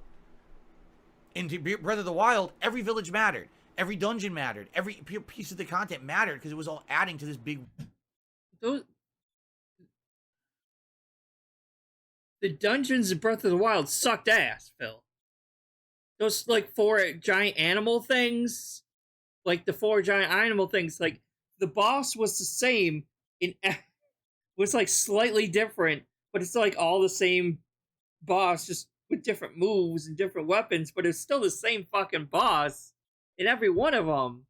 And it's, like, it's just 4 giant, like, non-really themed, like, mechanical animals, and it kind of sucked, in my opinion. That was, like, a big weak point that they addressed in Tears of the Kingdom. What are you talking about? World building thing, and there were critical plots in each part. In Tears of the Kingdom, half the content seems like it doesn't make a difference. And again, if you're painstakingly taking your time to do it all, because you have unlimited time, unlimited resources, and this is the only... Yeah, exactly. He's mad at the pacing that he gets to choose. Like, this is oh my gosh, nice cut, a nice thumbnail right there, Jesus. But this, like, you choose the pacing of the game in these games that you choose, you know? Like, and he's mad that he's choosing wrong. Game you're playing, then maybe it has some meaning to you, and it doesn't matter if you wasted an hour because you have another 400 hours Seems to play the game. Seems to be a you issue, not the game issue. For other people who live in reality, who don't fucking have unlimited time and reality. resources to enjoy one video game, yeah, I'm angry when I waste an hour of my time because the game didn't explain what was down there and it was a bloated in bullshit. You know, that pisses me off. And there's been many times in this playthrough where there's bloat and there's bullshit instead of meaningful content. That's not good. Okay? And now, by the way, and of course, if you like Tears of the Kingdom, you have to be a fanboy. Only a Nintendo fanboy would fucking love Tears of the Kingdom. Everyone else hated it, right? No, the general consensus from all gamers is that it's a good game. And you don't have to like it. That's fine. Why do you keep playing if you don't like it? You clearly don't. I'm not saying that every video game should be 20 hours long streamlined plot. I'm not saying That's what you're fucking saying. Right? But I'm saying that at least the game should have a guide or a path to do it that way. Right? And it doesn't. So, essentially the way I see it is, it's a mixed bag for me. I do really like the game. What are my favorite parts of Tears of the Kingdom? The Tears of the Dragon, like exploring those geoglyphs, seeing those cutscenes. The major dungeons have been great. Like, I've done 3 out of the 4. We're heading to the 4th. Oh my god. Alright. Do them in different ways in some cases. Like, the 3rd major dungeon, I actually did a big shortcut, which was really cool, that you can actually do that. The boss fights so far, the major boss fights have been good. Okay, I have no complaints there. And to some extent, the exploration, just like the exploration of Breath of the Wild, I feel like the open world exploration has been some of the neater part of the game. Okay? But, admittedly, a lot of that element has been taken away when you've already been here before. You've already done this map. I mean, where's the real exploration? The underground where it's dark and you can't see half the shit. Or the sky where sadly, you don't have freedom to really explore because you don't have freedom to fly around. You know, you always have to be reliant on launching yourself up on a tower or finding another way up there, which is very limiting. Now, some people are, oh, well, you should have researched the building and built a fucking vehicle that would infinitely let you fly around up there. Yeah, here's the thing. There's always an answer to every criticism you have for the game, but the answer always results in the following. Spend more time on the bloat of the game, right? Like, for example, yesterday I was in this underground cave and there was this boss. So I'm fighting the boss and it hits me once. Now, I have 11 hearts, all right? I don't have like 3 hearts. I have 11 hearts. I spent a significant amount of time in the game leveling up my health. This boss still insta-kills you, takes 11 hearts with 1 hit. Can you name another Zelda game where a boss takes 11 hearts in 1 hit? Just think about this. Breath of the Wild. No, it's never happened before. Like his fans and us, like we've all been telling him he absolutely needs to go and upgrade his armor. You got to go to the Great Fairies and have them upgrade his freaking armor. I think he's still at like level 1 or level 2 armor. Of course they're going to deal a lot of damage if it's a boss.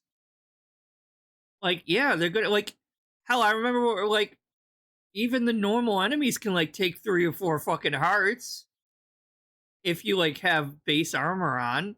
So, yeah, of course, if you haven't upgraded your armor at all, it's going to take a lot. So maybe you should, make that a priority, dummy, instead of trying to rush through everything. They just decided to make it like that in this game. So, what's the solution? I don't understand, because everything I did in this cave up to now was not a problem. Why does this boss insta-kill you? Here's the solution people say to me. Oh, you should have got more hearts. I should have got more hearts. I'm 40 hours into the game. This is not a 10-hour run and I ran into the boss. I'm 40 hours into the game. I've more than... And in the game, you were probably avoiding a lot of the shrines. But no. More than just hearts, what you needed was to upgrade your armor. This is not a new thing. That was in Breath of the Wild too. You had to go to the Great Fairies to get your armor upgraded. Triple to quadruple the amount of hearts I had at the beginning. Do you understand? I have armor on, that I have some defense on, right? Did you upgrade that? If the solution is you should have just endlessly grinded and spent more time wasted in the game to... And, like, he doesn't have any fairies on him either. Like, you go to any of those, like, Great Fairy fountains and they have, like, at least 2 or 3 fairies running around. I'm sure you probably can catch a few of those and use that. Level up menial things. That's not a solution. That's a cop-out, and that's basically you trying to shrug off criticism for the game that deserves it. No, there shouldn't be... I mean, there is legitimate criticism to be had for this game. It's just the criticisms you have in general are wrong and don't hold any weight. That's a game that you're an idiot. For 11 hearts. That's ridiculous. That's absolutely maybe you should upgrade your armor. That shouldn't happen. And the solution shouldn't be spend another 10 hours grinding in the side shrines to level up your hearts more. No, that should not be the answer. That's a bad answer. That's a game design flaw that should be called out. Not just spend even more time in the game you already felt was bloated. That doesn't... And yeah, like, I'm pretty sure he doesn't cook anything. So he doesn't cook anything to, like... Because you can cook different food and different recipes to boost your defense, to boost your attack, to, like, to give you temporary extra hearts for shit like that, right? Like, that's still a thing, dummy. So you could either do more shrines to get more permanent hearts, cook to boost your defense and get extra hearts. The main thing, which you probably should be doing, is to upgrading your armor, dummy. Like, plus, it's a temporary thing. So, like, if you find yourself in a location where a boss is kicking your ass, come back to it later when you do have more. You don't have to focus just on that boss now. That's not a solution. That's a cop-out. He's just blaming and crying about it. People don't want to hear when there's like 3 or 4 different options to do. Honest criticism about a game that they're in love with. Sadly, this game is not perfect. It's good. Don't get me wrong. There's real high highs in the game. Last night, it's hard for me to not spoil the plot point of what happened last night because actually I loved it. That moment that happened, I was like, wow, that was really neat. It was like a culmination of a lot of work that I did in the game, and it panned out to something really neat at the end, you know? That's one of the best things you could do in a video game, is when you spend a lot of time, all right, on something. When you spend a lot of time on it, right? Souls of the Kingdom. You're investing a lot of effort. And then basically at the end of that time and effort, yeah, people are all saying, like, you gotta cook. The answer's at the cooking. end.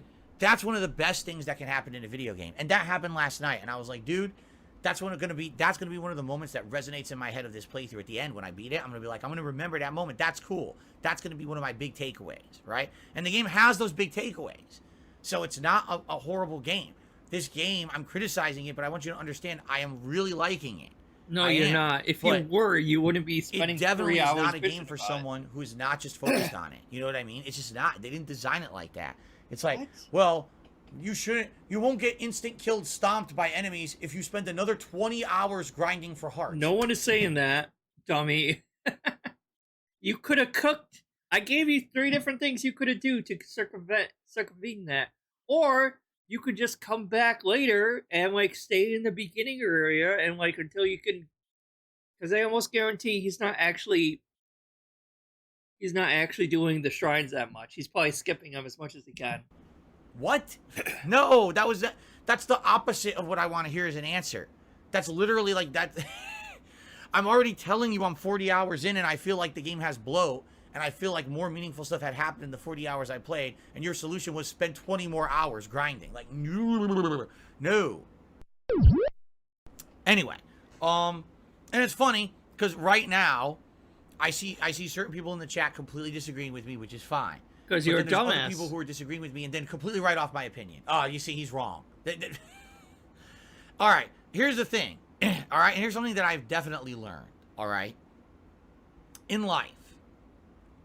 You have to at least try. Oh, Lord. To see from another person's perspective. You have to. Oh, I can see from people's perspective if they don't like the game. I just can't ever see anything from your perspective because you're so bad at everything you do. You're not even playing the game, Phil. Okay? Because as I've gotten older, what I've realized is that when I was younger, I used to be a very opinionated person. Even here as a YouTuber, still are. Right? You still are. My problem with that is I used to say it's my way or the highway.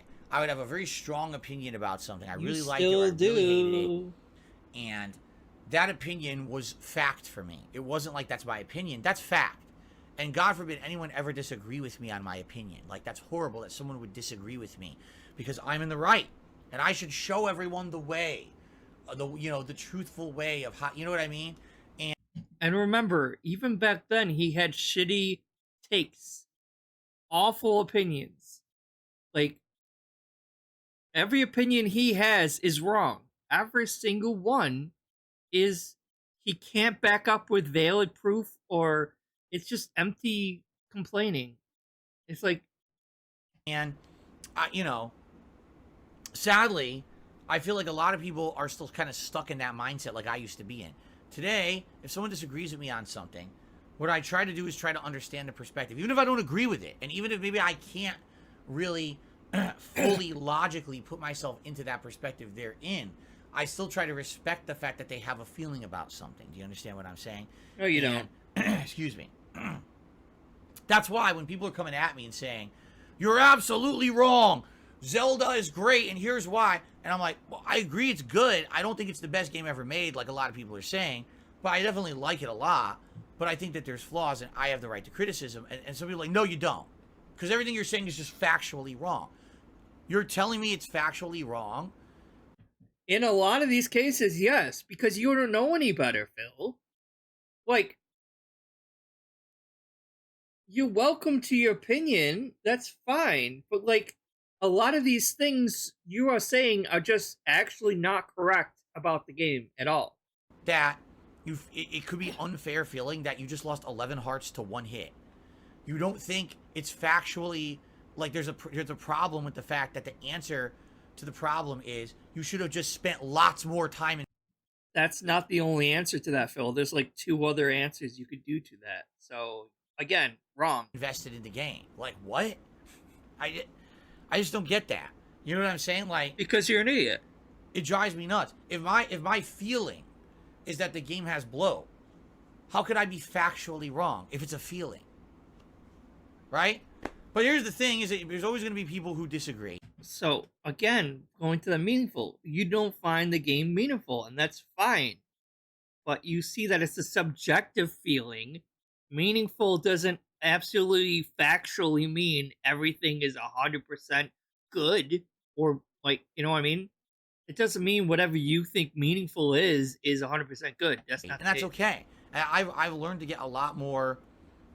And he's not really listening to other people. He really isn't. I'm different from other people.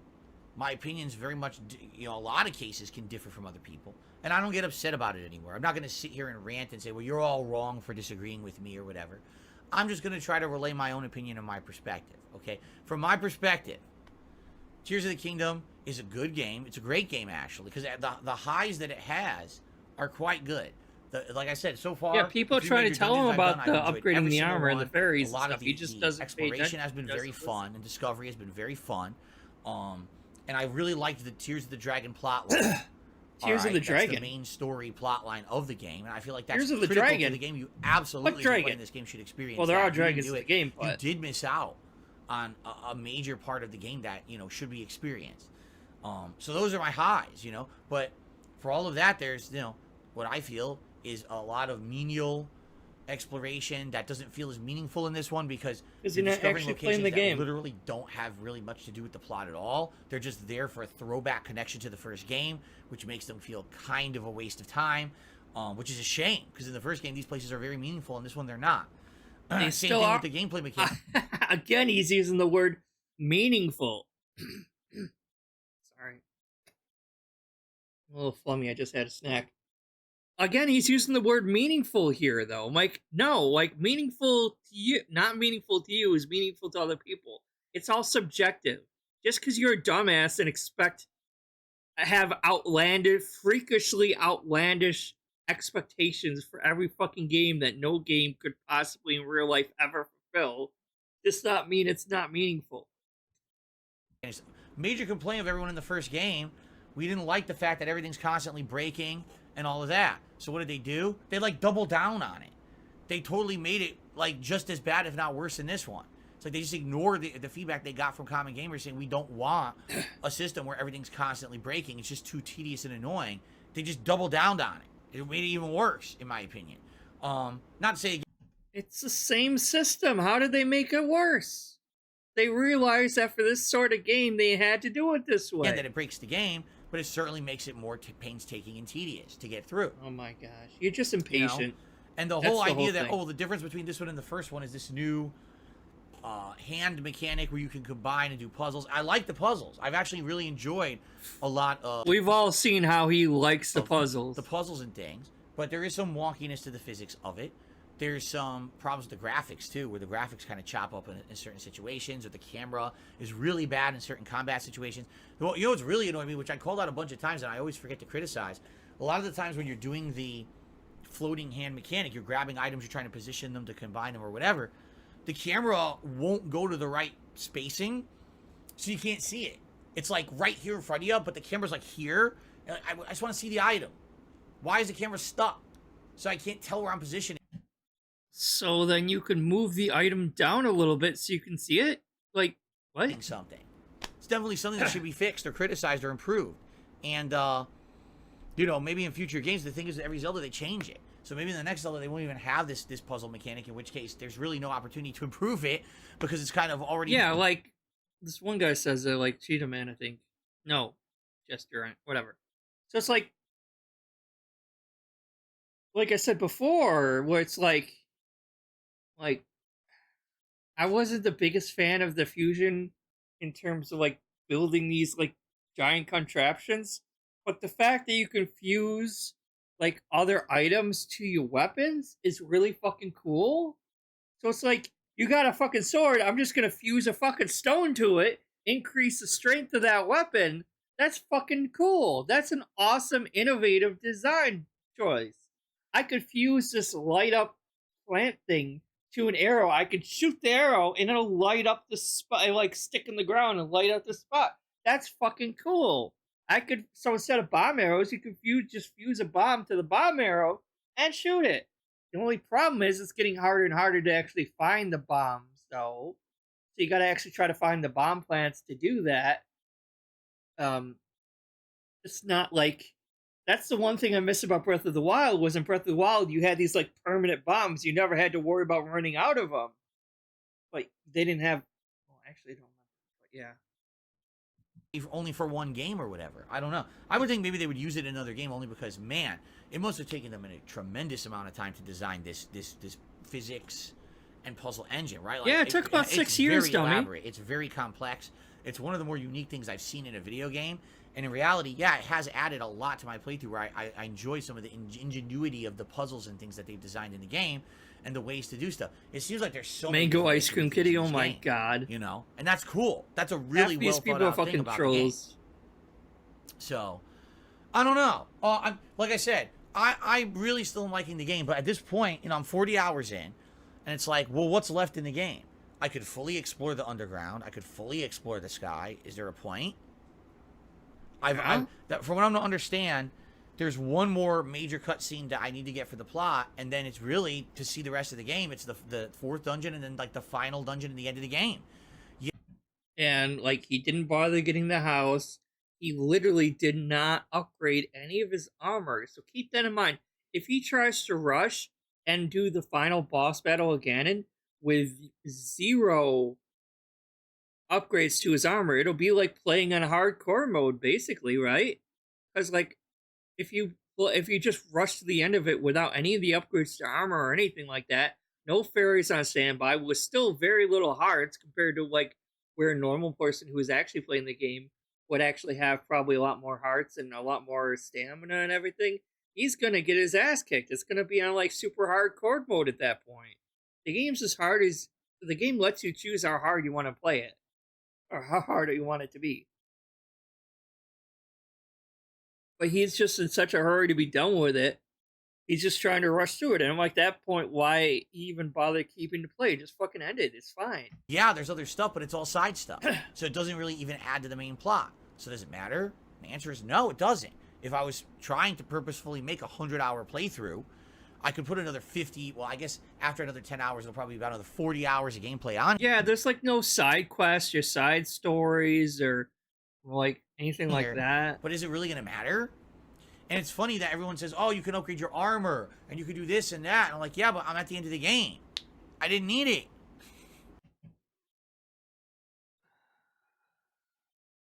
I didn't need it, but this mini-boss killed me in one hit, taking 11 hearts. How long did you spend bitching that this mini-boss, not even a full boss, a mini-boss, took 11 hearts? But you didn't need to upgrade your armor, huh? I didn't need it. Okay, you'll say that when you go fight Ganon then. See if you need it then or not. And stop bitching that a boss, or even a mini-boss, can deal 11 hearts worth of damage to you if you didn't upgrade the fucking armor. You dumb shit. So what was it there for? You obviously didn't need it if it killed you in 11. It really does kind of make me scratch my head. Because I don't know how someone could play the game and not understand what I say when I say there's bloat. I just don't get it.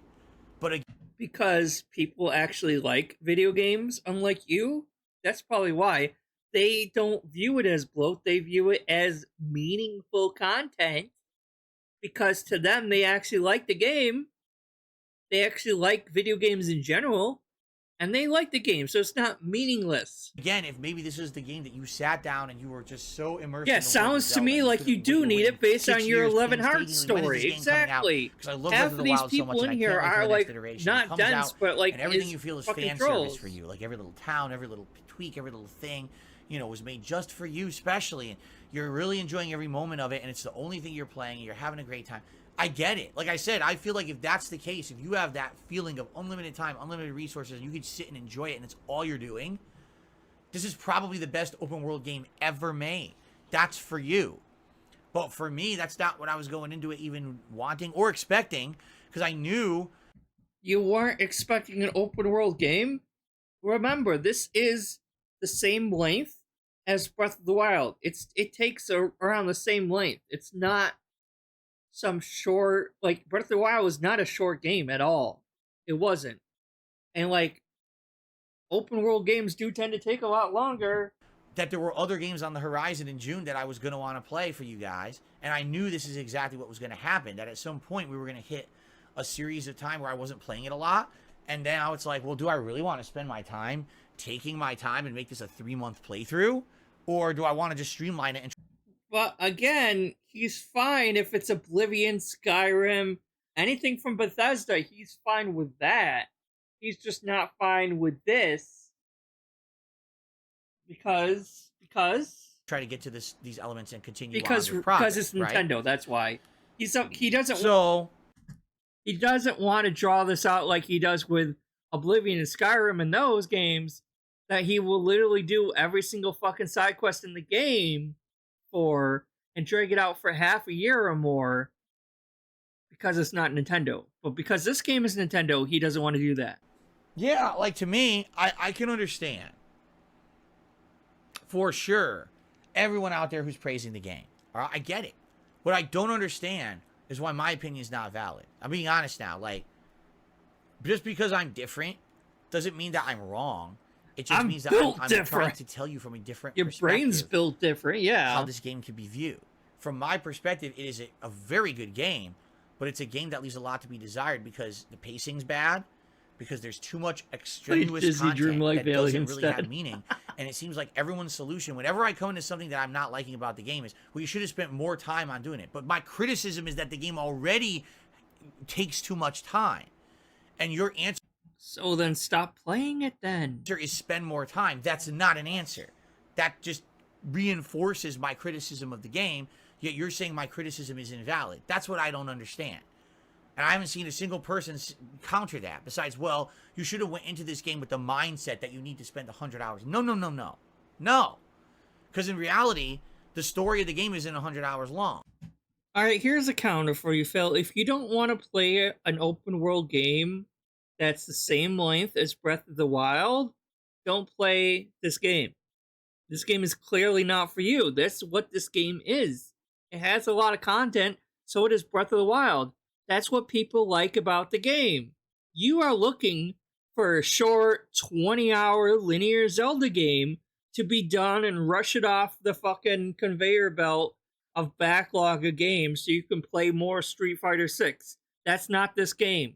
So either stop playing it or keep playing it, but your points are invalid. You understand?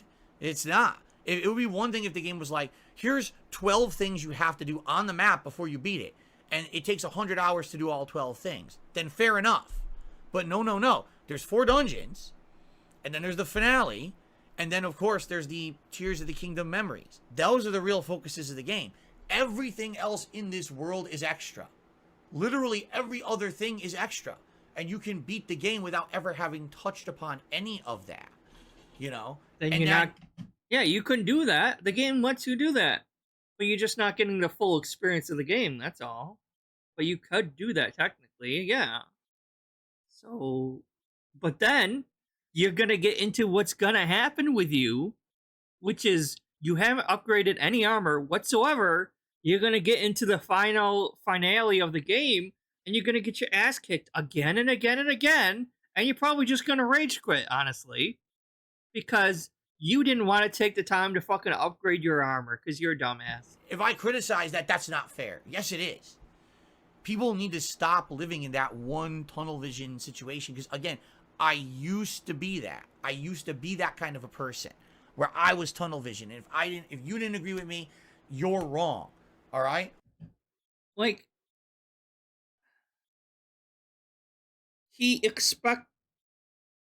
this is a thing that's so aggravating with him, is that he has, like, insane expectations for games that no game could ever fulfill and live up to. Right? But he has the lowest expectations for himself. He just wants to coast by, not put any effort into anything like that, ever. But he has, like, insane expectations. He's never satisfied because he's not a real gamer. He doesn't actually play these games. His Twitch chat or not Twitch chat, his YouTube chat plays the game fucking for him. He's not invested because he's not playing the game on his own like the game is actually intended to. All I want is for people to respect my opinion, whether or not you agree with it. Just No, you're not giving enough. I'm sorry, or like, no, not gonna happen. Because the criticism that you're crying about is not valid criticism. Like, Zelda games have always been about exploration. That's what Breath of the Wild was like. These are open world explorative types of games. Like, you were expecting this to be a different game other than a Zelda game, and that's not what this game is at all. I don't know what fucking game you were expecting this game to be, but that's not it. Like, if I came up and I said X game is like this random game is really, really good and I really like it, I can give valid criticism and examples backing up my point. Right? You're not doing any of that. You have no leg to stand on. Like, you're welcome to your own opinion, but that doesn't mean we are obligated to respect that opinion when your opinion is not based on any facet of truth or fact whatsoever, and you're literally making things up at this point. Literally making things up and expecting impossibilities that, like, you don't even know what you want, because at one moment you say, what, like, at one moment you like want the Calamity back, or you like, well, why isn't the store plot revolving the Calamity? At the other moment you don't realize what a fucking sequel is, so it's like you don't even know what the hell you want, so you have nothing to really stand on. So by all this logic for your argument here, it's just showing us that no, we don't respect your opinion, because it's not a respectable opinion. You have nothing that you're presiding as actual evidence. All these things you're saying are either incorrect or just incorrect, or like oversimplifying the actual facts to such a degree that it's like insulting. respect the fact that there could be people out there who aren't in love with this game simply because they feel like it's too much. You know, it's 2023. We've all got a lot of stuff going on in our lives. We've all got a lot of stuff going on where it shouldn't be expected that every game, for me to enjoy it, needs to be a 100-hour investment experience. You know, it's funny because someone earlier in the stream chat said this comment. They said, well, the reason that people are criticizing your playthrough is because in the past you would spend so much time doing all the meaningful content of a game, and it would be a full-on playthrough, and this one you're not doing that. And I'm like, dude, I spent 40 hours in this game already, and I still got at the minimum another 10 to even see the end, and you're telling me I didn't spend enough time in it. That's what kills me. Because but again, how many hours have you spent on Skyrim, Oblivion, Fallout 4, Fallout New Vegas, Fallout 3? Phil, come on!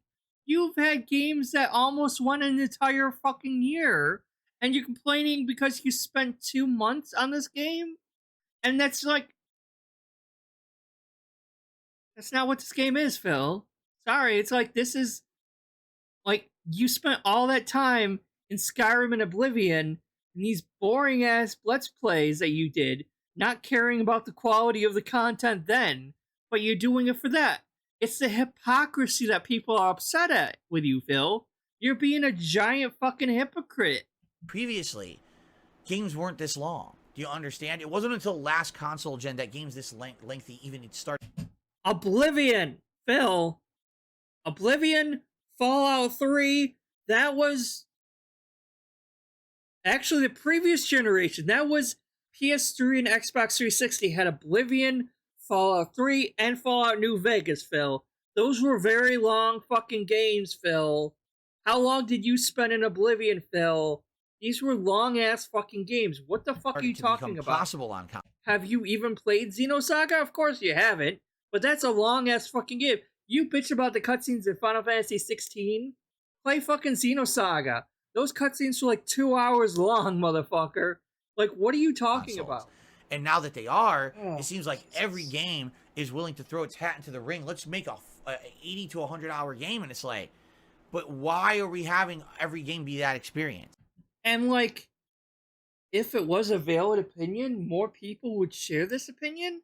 He's literally the only one over here complaining. Everyone else is enjoying the game.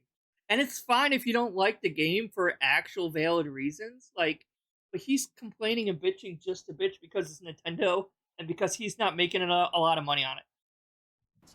Every once in a blue moon, you could get a great game that's maybe 100 hours. We don't need all these games to be this long. What it does, it takes away. It does. When you have that much, and especially a game like Zelda, again, if Zelda said you must complete these 12 things to beat the game, and by the way, they take 100 hours, fair enough, then it's a 100-hour game. But Tears of the Kingdom is not a 100-hour game. It's about a 50-hour game, maybe 40 if you streamline it and know exactly what to do, with 50 hours of extra content on top of that if you feel like doing it. But then, if you feel like you're having difficulty with the game or not enjoying it as much, the answer shouldn't be, well, you should have invested more time on the extra content. No. The base core game should have been better and explained itself better and had less stressful situations to be an enjoyable game if you don't wish to partake in the optional content. Wait, what? Like, if you want, just because it's a Nintendo game doesn't make it a child's game, Phil. You do know that, right? Like he started this off with, it's like, oh, Nintendo wasn't kiddie or anything like that. Like, how much hand-holding do you fucking want from a Zelda game, Phil? It's pretty straightforward. It's not that complicated. The base game is fine on its own, even if you didn't do the optional content. Like, if you just did the story and the dungeons and went to the castle, it's still a good game. What the fuck are you talking about? Like you're having difficulty with the game or not enjoying it as much, the answer shouldn't be, well, you should have invested more time on the extra content. No. The base core game should have been better. It is better, Phil.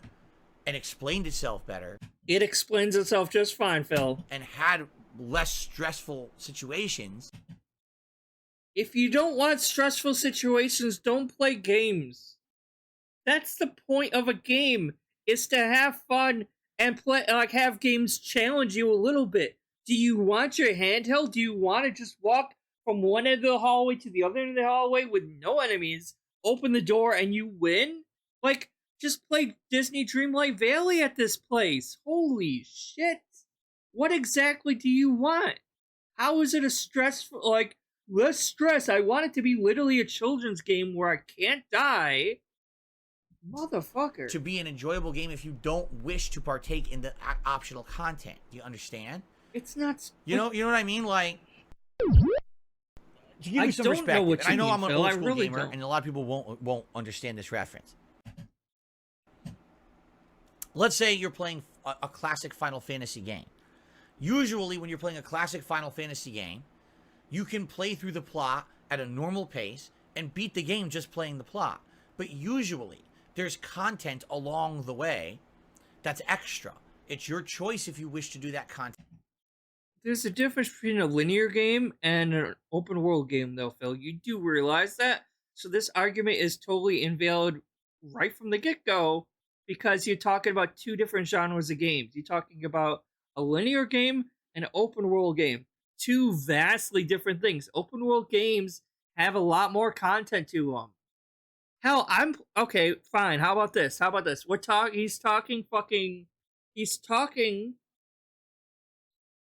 He's talking about a linear RPG, right? You want to know a linear RPG I'm playing right now, Phil? Xenoblade Chronicles, the first one, right?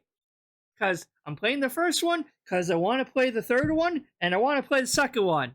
And I want to know all the lore, so I'm playing the first one first, right? You want to talk content?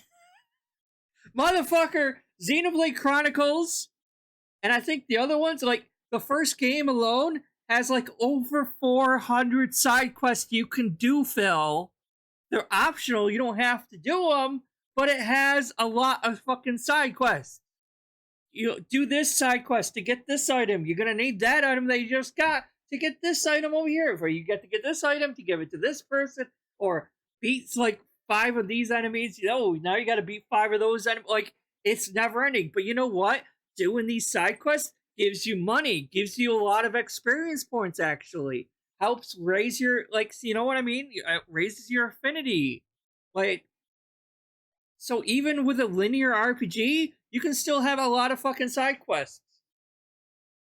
content or not. And It's if not you do open and you world. invest time in a side quest or side exploration or side dungeon, usually there's a challenging boss at the end, a super boss. And if you beat that super boss, you'll get a big reward, like a rare item or weapon or something that will now make you more powerful and make you like steamroll through the main game, correct?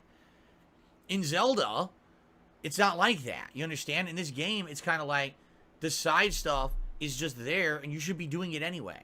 But You don't have to do it. And again, it's an open world game, not a linear game, Phil. Open world. what if I'm just trying to play through the story? Well, too bad. You should have been doing all the side content too.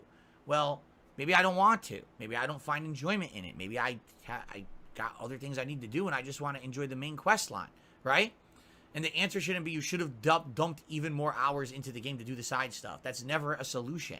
If you're having struggle or you're not enjoying the main well, you're stuff struggling, in the game, right? the answer is you should have dumped more time into it. No, you want to know what the answer is? If you're not enjoying the game, stop playing the game.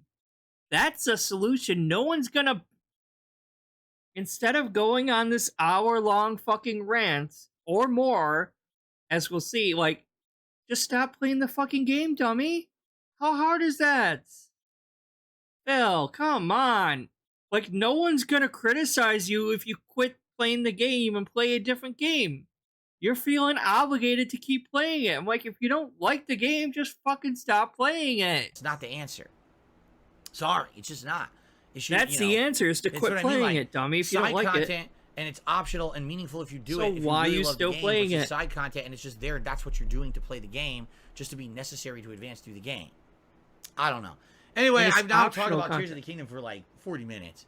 So I could literally go on forever and ever and ever and ever about this. I could. Please don't. What's funny, I'm not even kidding you right now. Super Mario This Sunshine guy fan sounds says old. the only side content that's basically necessary is the Great Fairy armor upgrades, which you didn't do. Yes, I did.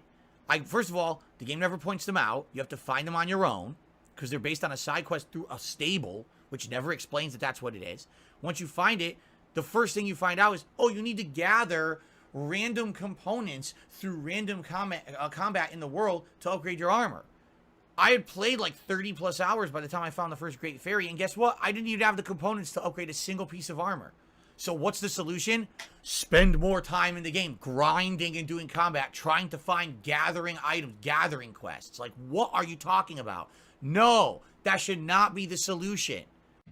So then shut the fuck up and get good, scrub, and stop bitching when a mini boss hits you and kills you in one hit then. It's one of the two. Either you do that quest to find the shit to upgrade your armor, or you get better and stop bitching every time you get killed. How about that? That literally should not be the solution, to dump more time into the game I'm telling you is too bloated to begin with. That's never the solution. So don't play the game. Elden Ring did get this criticism, Evil Ann. People just didn't listen to it. They wrote off my criticism of Elden Ring. By the final third of Elden Ring, the entire game seems bloated, seems way too repetitive, and runs out of original ideas. I outright said that in my review and said it's not a Game of the Year slam hit. It's not the best FromSoft game ever. In fact, I thought Dark Souls 1 was better than Elden Ring. But you're funny, no one remembers that, right? What about Skyrim DSP? That I actually 100% criticized Elden Ring. No one remembers because they want to own. Yeah, like, exactly. Don't, like, what about Persona 5, Phil? What about all these Japanese RPGs that are incredibly long, incredibly lengthy? Like, Persona 5 Royal alone is, like, insane amount of content. So much shit to do in that game. And you didn't bitch about that. Only selectively remember what they want. You didn't play Royal. So still, even that's the funny original. part too. Like, I can't make people stop being prejudiced against me. I can't make people actually listen to me. You have to listen you're to a yourself fucking and be a clown logical with a human and stop shitty. listening. No, it has nothing to do with logic. With the Shut the intention fuck that you up. just want to make me look bad. I've outright criticized other You giant make yourself games like look this bad. as well, and people didn't listen to that criticism either. Okay. Anyway, in short, in summary, Can you do like imagine Tears of the actually Kingdom. talking to him I just about don't feel this, it's like flawless. having a I think that conversation it's with a him, great game, and he but would I just feel go like in it's bloated and circles the over and pacing's over bad. again, and you're just like, dude, shut At this point, I'm actually happy that I'm going to start heading into the direction of the finale. that we're almost done with it. Yeah, by the end of this game, I probably will never have fought one of those optional 3-headed dragon bosses. I probably will not have seen most of the optional dungeons and content. I probably will never go visit the Great Deku Tree of the Lost Woods or half of the underground content. And guess what? I don't need to, because it has nothing to do with the game. It's just there for the sake of having more content that doesn't add to the actual experience of the plot. So I don't care. It would add to the actual experience of the game if you actually like the game. But since you don't like the game, it's not going to add to the game, so just rush it and finish it then. And stop bitching. But to a person who actually likes the game, it would add to it, yeah. I just want to see the end of the game at this point. I've already spent 40 hours in it. I know it's probably going to be another 10 to beat it. That's enough for Zelda for me. I don't need to have a 100-hour experience with Zelda. I just don't. Especially when I'm playing other games that have my interest now. And I'd much rather play them. Just being honest. Like right now, if you were to ask me, would you rather play Zelda, Diablo, Final Fantasy, or Street Fighter? Probably I'd say Street Fighter #1, because I've been addicted to this game for the month. And then I'd probably say, yeah, probably Zelda and Diablo are about equal. Right now, I want to play more Final Fantasy 16 because I'm curious what the game's going to go. I don't know if it'll stay like that. But, you know what I mean? Like, it's basically like the back burner game balanced with other stuff for me. This is a game that, again, if it had released at a time of the year when it was now it's the game's fault because it didn't release at a good I time. probably would have liked it more, right? Or if it was a game that was more streamlined, didn't have as much of this open world bloat, rehashing stuff from the first game has no meaning in this game, you know, probably would have been better. I don't know. Play goals, does this mean you like Breath of the Wild more than this one? Well, I'd like to reserve that judgment till I beat it. What I'll tell you is this. The gameplay mechanics of this one are better, but I feel like because of the fact that you're in the same world and there's so much bloat and nothing really feel like in the first game, everywhere you went, you were like a sense of wonder and awe. I discovered a new thing. Wow, Kakariko Village is in this one? That's cool. Ooh, the Lost Woods. What's the new version of the Lost Woods? Isn't Kakariko Village in like every Zelda game? What is he talking about? Look at this. I could ride a dragon and get a cool thing. You know, there was all this stuff in that first game. And in this game, it's kind of like, well, you've already seen the dragons. You've already seen all the locations. You've already seen all of it. There's a little bit of a different twist. Where's the real wonder? Solving the physics puzzles in this one. Building things and that's the wonder in this game. What's the creative way to use the physics in the building to solve puzzles and get around challenges? But outside of that, you've kind of like already seen all this. You know what I'm saying?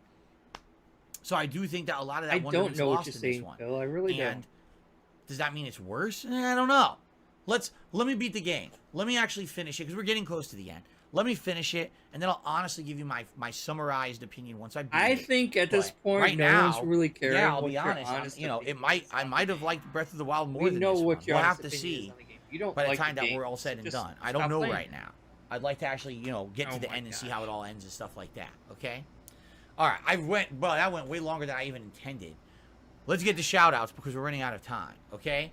So a bunch of super chats came in, all from the same person. Someone called Fallindiculous. Get it? Fallindiculous, like a phallus and a dick. Fallindiculous. Wow, that's a really hilarious name. So their first super chat, they say, I hope one day you'll go back and do a Tears of the Kingdom redemption run when your gaming schedule is less busy. I think you would really like it if you felt less pressure to make X amount of progress every stream. You do realize that will never happen. Like, when in my life will I be able to sit down and say, I have unlimited time to play this game? You don't need unlimited time. Well, gee, you did it multiple times when you played Skyrim, Oblivion, Fallout 3, Fallout New Vegas, all these games that you spent half a year playing and were fine with, but all of a sudden, because it's Zelda, you use too much time. This is my job, you understand? Unlike anyone else where playing the video game is the thing outside of the job for enjoyment to unwind for the job, this is the job for me. Exactly. So Skyrim, you've played Skyrim like multiple times on stream. There's always going to be me having time constraints. And you did Elden Ring too, second run. Can't happen. And I think that's one of the points I'm making is when every game now is becoming 40 plus hours and every game has giant open worlds with optional content that's full of bloat that's not it's not a real job. This is what happens is that you can't really fully enjoy those style of games. Well, it's just not that's the path you chose then, Phil. You made your bed and you get to sleep in it now. That's your fault. You chose to do that. a streamer or content creator Sucks like to myself. suck. You understand? I'm happy that I'm still able to enjoy the game as much as I have, because I really feel like if I skipped it entirely, I would have regretted it. So I'm happy that I'm playing the game and enjoying it for what it is. I really am. Are you? And I want to say thank you to those who've been respectful of my opinions, and thank you to those who are understanding of why I can't play it at, tons. A lot of people, oh, every streamer already beat this game. Yeah, take a look at how they beat it. When it came out, they literally played it for 2 weeks straight and beat it. Me, I was balancing a million other playthroughs like I always do, and I'm like I say, I'm telling you, this whole like him being a variety streamer thing is really killing him lately. It really is, because like originally it all started because he wanted those day one views, dude. Like that's the whole thing. Now it's like, of all trades, the master of none. I'm not just gonna sit here and drop everything to play the same game for 2 weeks, So, thank you for those who are understanding, but I don't ever see myself being if able this is your job, then how about instead of sitting here yelling at other people, actually fucking play the fucking game and shut the fuck up. How about that then? If that is your job. Hey, I could just sit here and play Tears of the Kingdom nonstop for 100 hours for 2-3 weeks straight and never have an interruption, and everything's fine and no one's gonna complain and we're good to go. Yeah, I don't think so. How would that ever happen, right? Okay, I got another super chat from Fallon Dickolis. Maybe a year or two down the road, you can play Tears of the Kingdom like you played your recent Skyrim and Oblivion playthroughs. Well, see, that's a different animal entirely. You're talking about not playing it as it's fucking different. Ongoing role playthrough, but more of like a chill stream deal, extended period. I mean, that could possibly work. The thing is, I'm already kind of playing it as a chill stream. You understand? Like, that's kind of how I've already tackled it. But you were willing to play Oblivion and Skyrim and all those, no matter how long it fucking took. But you're fed up with it here. So, like, stop pretending and just say you don't fucking like the game. How hard is that? People already are like, why are you playing this? Do other stuff. You see?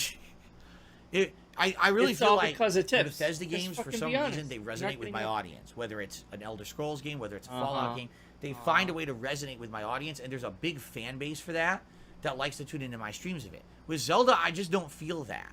And the weird thing is, I love Zelda. It's not like I don't like the game, but you don't love Zelda. Like you just watch my content have that same kind of. You were shitting for a whole hour straight saying you don't like this game. Now you're like, well, it's not like I don't like the game. Yeah, that is it. For some reason, we wouldn't be here. I don't know. Maybe it's because my 2 hours into this. Stuff. I don't know. If you didn't like if you like the game. Phil and Dickolis did another super chat. Tears of the Kingdom is definitely bloated. Mad. The bloat is higher quality than virtually every other open world game. That, arguably, you're correct. I'm literally not saying that the content of the game is bad. You ever noticed that, right? I haven't said, hey man, it's so bad. What? You fucking were! You were! Just because you didn't literally fucking say it, you were meaning it. By all the shit. You're like, it's just a waste of time. Blah, blah, blah. Like, you were fucking saying it, Phil. That's what you were saying. Just because you didn't literally, like, he's that fucking king of semantics over here bullshit. Where it's like, well, I didn't literally come out.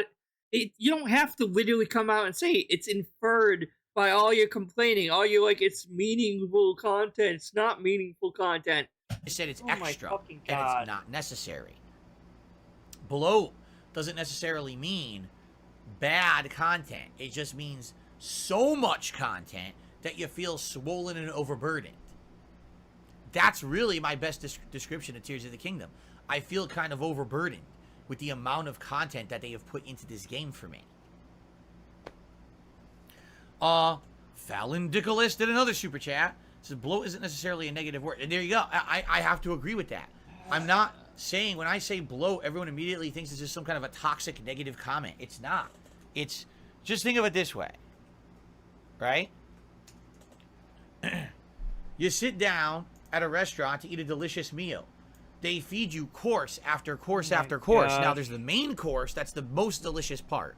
It's super filling and amazingly delicious and amazing. You're glad you had it. But then there's all these other things. There's appetizer. There's palate cleansers coming in. There's bread, delicious bread with butter over here. You want to partake in that too. But what happens is you're partaking so much in the meal, you're bloated now. And you got to deal with that after you've feasted. And that's kind of how I feel like. There's great stuff in this game everywhere, in every direction. The problem is, by the time that you get through it all, you'll feel so bloated because it took so long to get through, right? Now, what if you're someone who's on a time constraint? You have an appointment after dinner. you have to get to. But instead of them feeding you the delicious entree that you're waiting for, they keep bringing you appetizers, palate cleansers, bread, and filler, and they're not giving you the main course. I need to get to the main course or I'm going to be late for my appointment. That's how it feels playing Tears of the Kingdom for me. Not everyone's going to feel like that at all. A lot of people will feel completely different. That's how I felt the whole playthrough almost. Seriously. You keep feeding me good things. I'm not unhappy with the good things you're feeding me, but you keep feeding me good things and not giving me what I came for, the main course. And I need to go. I gotta leave. Get it? No, I don't. What I will say is this, just thanks to anyone who respects it, my opinion. You don't have to agree. I'm trying to be very respectful to everyone who disagrees respect, with me. though, Listen, Phil. you have You the right really to do don't. that. Absolutely you do. If you love the game, you love the game. I like it. I don't love it. You know? But if you love the game, I respect your opinion. I certainly believe that you're probably in a very different position in life than I am, that you can sit there and enjoy it at length as much as you have. I'm glad you did. Most people don't actually and pay maybe money you're right. for Maybe it. if I was a different person in a different perspective, I absolutely positively would be liking the game more. But that's my perspective. I'm sitting in a fine dining restaurant and they just keep feeding me small finger foods rather than feeding me the entree, but I've got to go. And I'm enjoying my stay, but my God, I'm getting pressure. My people are texting, blowing up my phone. You got to go, man. You got an appointment to get to. And I'm like, but I'm still eating my delicious Zelda meal. I got It's not ending yet. I'm 40 hours in, the meal continues. And people are like, no, move on. There's other things outside the restaurant you need to experience. Like, no, the meal, it's still coming. I swear there's a big Goron steak coming. I need to eat the Goron steak. You have to, though? Just drop the fucking Okay. game. Yeah. Charles says tapas. They keep feeding me tapas foods and not bringing me the main course. Where's the main course? Right? All right, guys, it's time to end the show before we go too late. Thank you for watching. Hopefully, some people at the very least now at least understand my perspective on Tears of the Kingdom and will hopefully respect it. No, because you didn't market yourself good. I mean, like, you don't. Everyone is entitled to their own view, no matter what, right? You're entitled to your opinion, but I don't respect your opinion. Those are two different things. I understand you have a different view on your or a different opinion than most people. That is fine, but like, I feel like he's, what's the right word?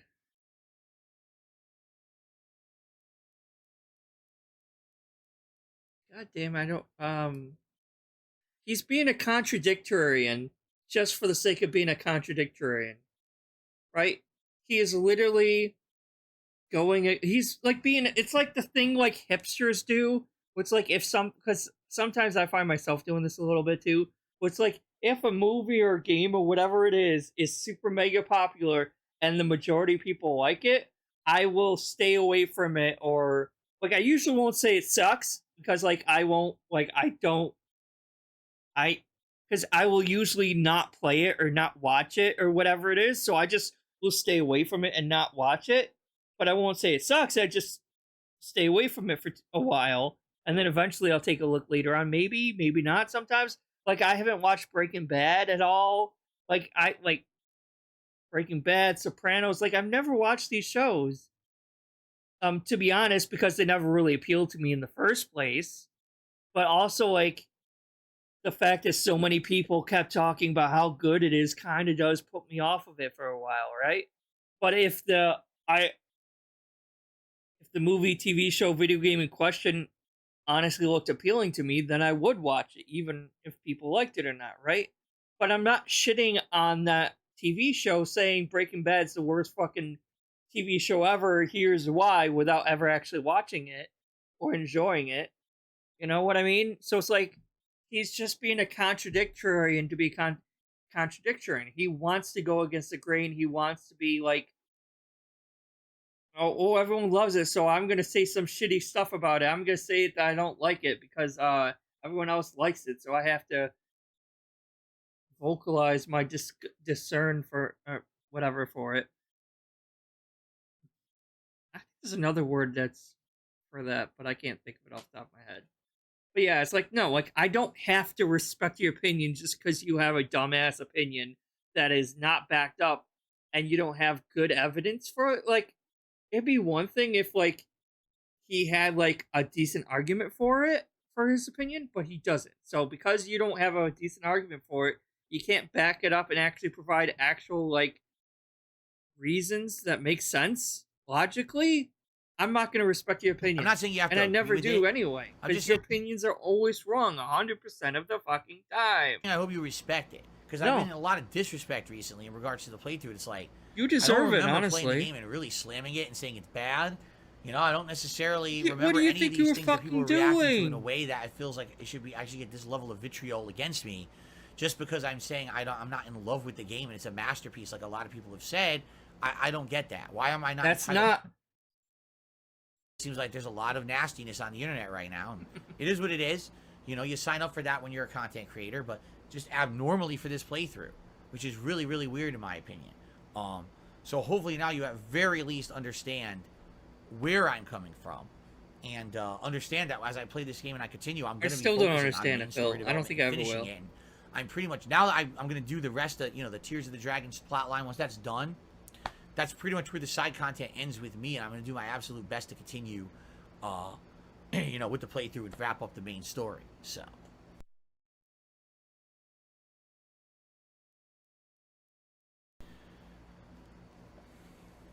All right, Just Norlowski, enjoy your ban, because I'm not going to put up with bullshit slander like that. I'm serious. Literally, I just talked an entire podcast about my Zelda experience. He goes, "Oh, Phil doesn't enjoy Zelda at all." All right, goodbye. You want to spread misinformation, you can do it somewhere else, not on my stream. Thanks. Instead of being an asshole and saying falsehoods that then people will believe and start talking junk. So I'm not going to put up with your bullshit anymore. Enjoy your ban. Nice try, though.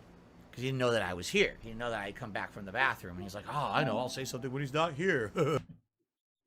I'm so sly. Yeah, you're sly, all right. Oh, it's definitely worth banning. In fact, I should do worse. You fucking idiot. Like, no, that whole rant you get, that whole fucking rant we just listened to, an hour fucking rant, gives off the feeling to everyone who watches it that he does not like Zelda games at all. He doesn't understand Zelda at all. He doesn't even understand what the fuck a sequel is, Phil. Oh my god. I got a few more things. I know it's taken a while. I'm sorry. This is a long one. I think he said something here. So let me just Hey, see good what he evening, says. everyone. I am here. Give me a second here. I'm just sitting From down to last get everything night. set up on the laptop. Technical issues out the butt tonight. Trying to get this all set up. As you can see, the webcam's wrong. I gotta fix that. Yeah, a lot of technical issues tonight. My apologies for that. Sorry that it took a while to get the stream started. Let's get that out of here. That's stupidity right there. Get rid of auto exposure. Get this down to about... Wow, it'll only do that, huh? It'll only do this or this. Well, this is correct, so we'll leave it at that. Autofocus, we'll leave it on that. Leave it off of autofocus as well, so that way it doesn't blur if I go like that. Okay? Let's see here. Gotta mess with all this now. Auto saturation, no. Auto white balance. Get rid of auto white balance. Instead, let me manually do that. That's good right there, right? That's a good white balance. Yep, that's good. Hit apply. What? And, no, I'll hit auto exposure. Auto exposure should be fine, actually. Auto focus I don't want, because then if I move my hand, it blurs. Yeah, I'd rather have that. Okay. But everything else is fine. Yeah, it's been a while. I haven't restarted my PC in quite a while. I haven't had to. And then I had some technical issues here. Trying to get everything working tonight. I'll tell you in a second. Let me get the chat up and running so I can talk with all of you.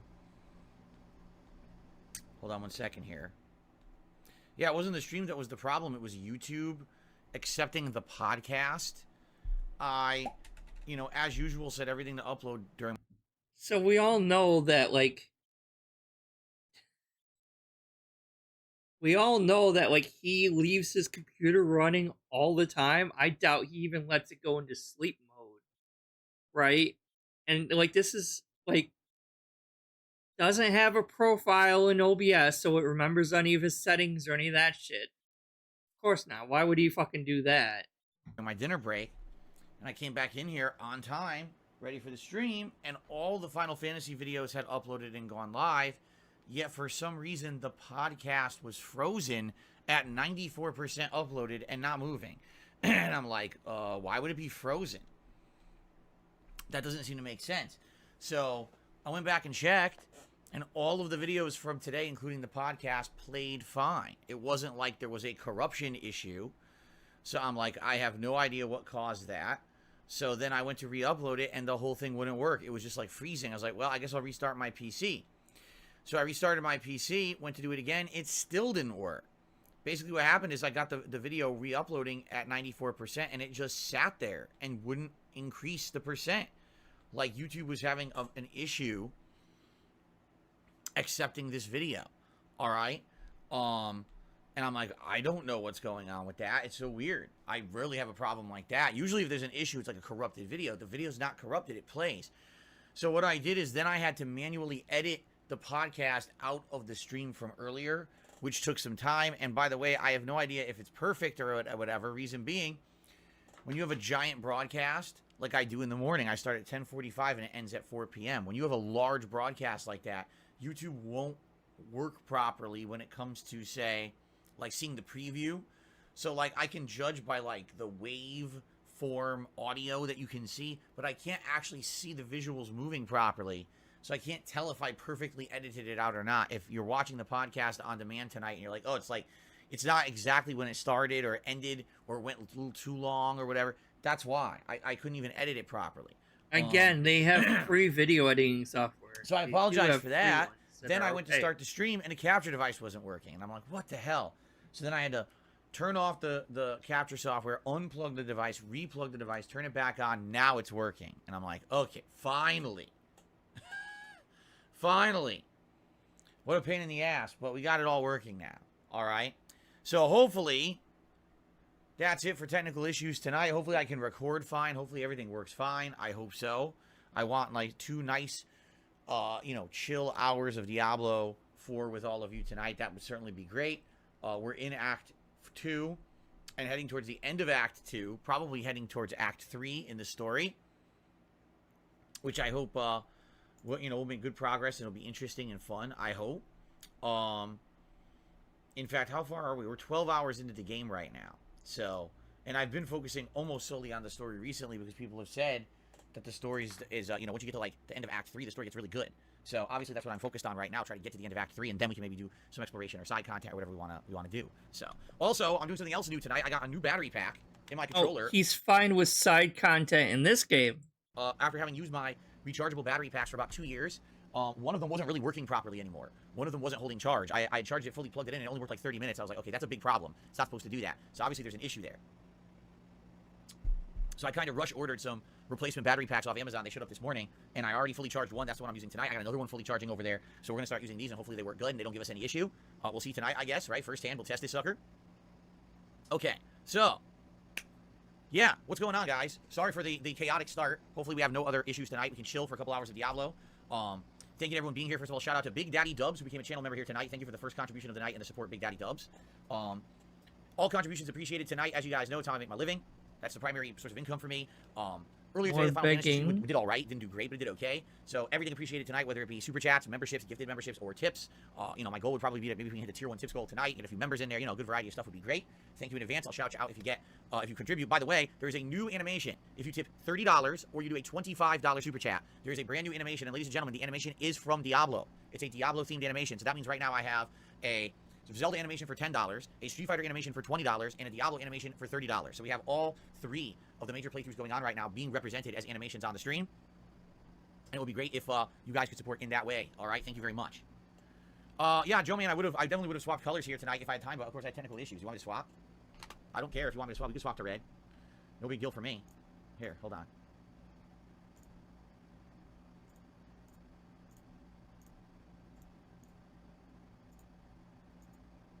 Do a swap. He says red is appropriate for Diablo. There you go. How's this? Now we're all red. Now we're all Diablo'd up. There you go. No big deal for me. I can do that whenever you guys want. Not a big one. How was dinner? It was pretty good. It was Italian bake with turkey, breadcrumbs, some mozzarella cheese, some seasonings, big chunks of tomato, like Italian-style tomato, some sauce in there over linguine. Italian-style tomato? Overall, as opposed to what other kind of tomato, Phil? Jesus. What's my favorite kind of candy bar? The human-style tomato humans tried to make. Butter, chocolate nougat, chocolate caramel, chocolate nut. Anything chocolate is all good, man. I'm a chocoholic, as I've explained many times. I love chocolate. I can't really stop myself. If there's chocolate around, I want it. Italian-style tomatoes are those that are based off of like San Marzano or other like Roma tomatoes from Italy. Those would be Italian tomatoes, as opposed to just generic tomatoes are more not based out of Italy, but can be grown worldwide. The more standard tomato. What? Wish you can grow Roma-style tomatoes. Melodot says, I'm riding a fire-breathing dragon through the depths of Zelda. You missed out on a lot of wonderment. Yeah, but do you need to do it? What does it do? I'm making perfectly good progress in the game. I'm almost at the end. Hold on. This is the part I wanted to go over. Hold on. That was it. Did you hear that? Wait, it's not going. Oh, crap. Hold on. Brakes. Stop. Rewind. 35:21.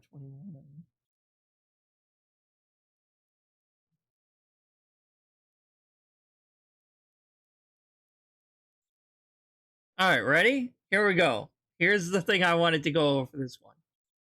Yeah, but do you need to do it? Nope. What? Sorry.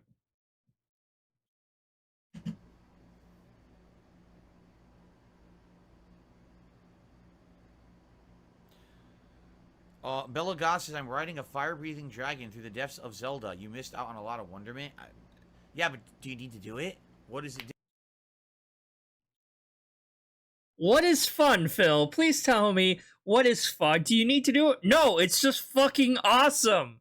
You don't have to do it if you just don't like the game and are in a hurry to finish it. But no, that's actually fucking rad as hell. Yeah, I'm riding a fire-breathing dragon through the depths. Kind of fun.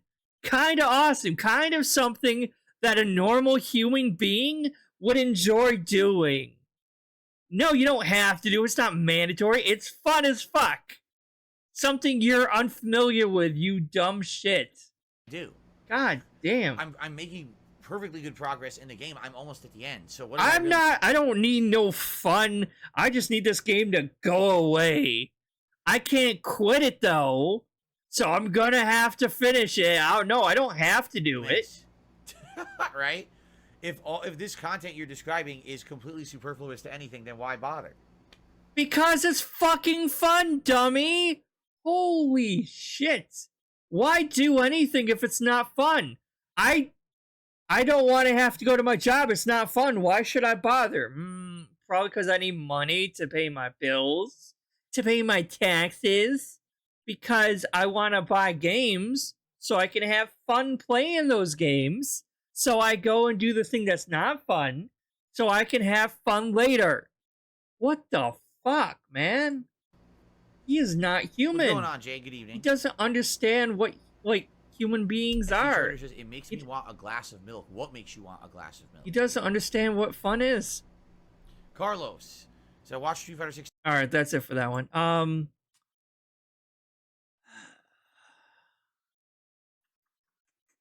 What order do I want to do these in? Let me put this here, and then we'll just watch the daily wrap super quick. And then we have two other short videos. Welcome to the daily wrap for what was Sunday the 25th I don't think there's anything new in here. I think this is just a fun repeat. Streaming day, a completely different kind of streaming day from the last two, actually, that I've done.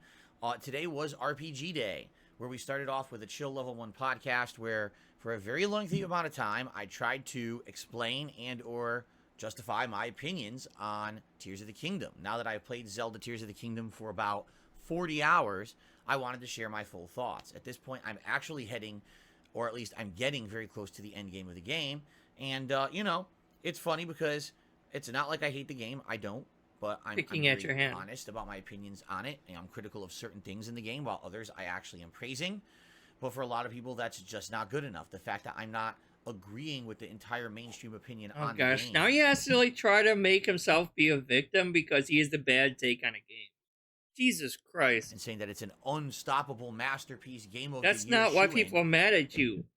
People are, like, upset with you because you don't have a good take on the game. You can hate the game, that's fine. Why are you still playing it? Why are you calling out these fake reasons to be mad at the game when they're not legit? Is pretty upsetting for some. It's kind of ridiculous in my opinion, because I feel like you should, at least, even if you don't agree, in life you should respect other people's opinions and not just say, well, you're just wrong, which is what a lot of people have been doing. No, you don't have to respect every other person's opinion. You don't. When I try to lay some criticism, Especially on none the of game. yours. Anyway, big lengthy discussion about that on today's show. I hope you give it a look if you're interested. If you don't care about Zelda, then obviously that's not going to be a major discussion you care too much about. But pretty much the meat of today's podcast. Then we moved back into Final Fantasy 16, and to be honest, admittedly, I'll say the first half of today's stream, I was getting bored. Like, it just seemed like it was way too many cutscenes again, even though I thought we had been done with that after having the premiere stream the other day. It was just so many cutscenes. You know, I want to play for more than, say, 5 to 10 minutes at a time before I have to wait another 20 minutes to play the game, and it just didn't want that. It kept throwing story, and...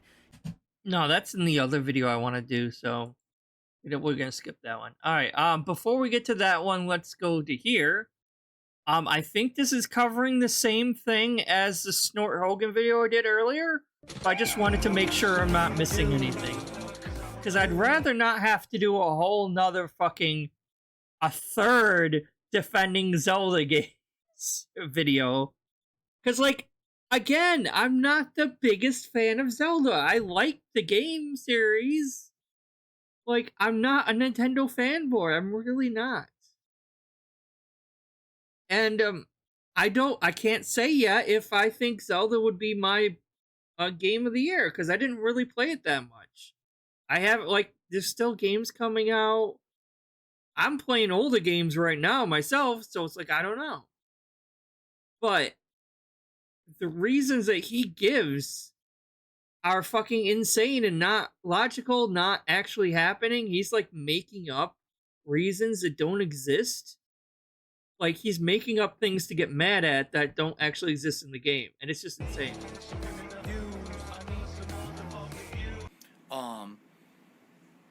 And that was, in some cases, a lot of people loved it and others hated it. I got a lot of people who love that style of content, because I was the guy known for beating games so fast, right? But then, there were people who were like, dude, your playthroughs suck because you're rushing through. You miss half the content of the game. So over the years, I evolved. I became an interactive streamer. I became someone who plays games at a lengthy pace, who tries to take in all of the content of a game to give it a better representation in a playthrough. And then what happened? Games became these giant bloated experiences. 100-hour RPGs. So now I'm supposed to be remembering every little critical thing about every game I play, and then God forbid that something annoys me in a game because, I don't remember a game mechanic from the previous iteration 6-7 years ago, and I say something about it, and now everyone wants to make fun of me on the internet for it. It's like, you just can't win, right? Really. It used to be, you could just play a game, fuck around, say whatever you wanted. It didn't have to be of quality. It could just be fun. Put it out on the... So you're admitting it wasn't quality. So I'm glad you're finally admitting that your content was never quality and that it was never meaningful, that it was all meaningless garbage content. If anything, Phil, you are the king of bloat. Maybe I should title this. Maybe this is what I should title this. DSP, the king of bloat. Any game that he's playing will take twice as long to finish because he constantly stops and talks so much. Like one argument that he does in the pre-stream could he makes last like an hour or two when he could just do it in like 20 minutes. Like, he literally does bloat out all his content. He draws things out way too long when they don't need to be. The internet, people would watch and enjoy. Now it's like, if you want to make content for the internet, man, you better be doing it in a certain time frame. You better be doing it at a certain difficulty level. You better be doing it in a certain methodology. You better not make a mistake. You better make the game look good at every moment. But a lot of YouTubers... That's not why they were laughing at you, that Phil. Started around the time that I did, before I did, and even after I did are gone. Right? They're not doing what I'm doing. I hate to say it. You know, there's YouTubers out there that right now who don't. The only reason you're still around today is because you beg and you have a few small whales that prop you up. If you didn't have those whales, you would not be doing this. Diversified. They don't have a live streaming presence. Or you would have a YouTube job, presence. a real They're job. dying. Right now, they're dying. Don't joke around. Don't make any criticisms. Don't do nothing. You have to be in this one fucking line of content. If you don't make that, your content's shit, and you're not worth it, and you shouldn't be making content on the internet. Fuck that. And now he's putting like a ton of different words in people's mouth. No one's saying that, Phil. You're trying to portray yourself as the victim here, even though people were literally just laughing at you, rightfully, because of a mistake you made. And you can't handle it. No one's saying anything like that. Ladies and gentlemen, I'm here to tell you, fuck that bullshit, try hard, you know, get good mentality nonsense. The world is not about that. Video games are not supposed to be about that. Do you understand? Video games are supposed to be about fun. You understand? I like how I saved this video for last, because after all that ranting and stuff for Tears of the Kingdom that we just went through, we're literally at, oh my god, we're almost at a 3-hour video, guys. And like after all that fucking ranting that he did, and now he's saying games are supposed to be about fun, well, you're clearly not having fun with this game, so just fucking drop it and be done with it. Why are you like clinging on to it? You've wage quit hundreds of video games before. You can't add an extra game to that list. Man, fun. Just stop playing it. It's fun. It's fun. Look, it's fun. No, really, guys, it's fun. If you're having fun playing a game, it doesn't matter. But you aren't. You're never having fun with any of the games you're doing if you're lately. Good or bad, it doesn't matter if you beat it in this amount of time or this amount of time. If you do all the content or 10% of the content, as long as you're having fun, that's all that matters when it comes to video games, because that's what they're supposed to be. A way for you to get amusement out of life, to escape the reality. Why would you want to ride a fire-breathing dragon through the depths, Phil? Maybe because it's fun, Phil! Did you have to do that? No, but it's fun! Holy shit. You do not understand the concept of fun. Realities of your real life and the stresses and all the things that you're doing or you're dealing with in real life, and unplug from that stressful nonsense for a few minutes and jump into a virtual world. It shouldn't be about, oh, I need to play this game, but by the way, it's 100 hours long, so I need to meter my progress. So every night I'm doing exactly this, and I make no mistakes, and I don't. No, just Let's Players have to do that, Phil. That's technically what your job that you chose to do is. And you can do that, or you can just draw it out and be like longer and just fuck around. That's fine too. But this is a job you signed up for. You know that, right? Like, you keep calling it a job even though it's not a fucking job. But he always says like, oh, I'm a Let's Player, that's my job. Well, this is your job, Phil. Don't do that. What the fuck is that? What kind of a mentality is it to go into video games like that? A Let's Player mentality? Like you've completely missed the mark if this is who a you content are. creator? And God forbid you make a mistake. Now everyone's going to make fun of you on the internet. How about you kiss my ass, right? Like, that's ridiculous. I should walk on eggshells when I play Zelda because God forbid I say or do something that might irk a fanboy crowd on TikTok. TikTok can literally lick my shit out of my ass. I don't care about TikTok. I don't care about any of these morons who do this viral shit. It's so fucking nonsensical and means nothing. You know what I mean? It's just complete nonsense. It doesn't have any bearing on anything of reality. You know what I said? I don't fucking care. Here, are you ready? In one moment, I'm going to destroy the viral bullshit. You ready for this? Here, clip this one, motherfuckers. The lightning mechanic in the Zelda Breath of the Wild and Tears of the Kingdom. Oh, this is a good part, I think. Is a complete nonsensical mechanic that's only there to annoy the player. Why? Because it doesn't help the game. What does it do? Does it add any challenge? Well, how do you stop yourself by getting hit by lightning? Take metal equipment off. Like, whoa. Okay? And then when the lightning storm passes, you put your metal equipment back on. So what did that add to the game? Did that add significant challenge? Did that add any story progression? Did that add any element of fun? It adds an element of realism, because it's realistic. Amusement, or even any real challenge? No, nothing. It literally is there to be tedious. It's a tedious thing to say, oh, there's a Realism!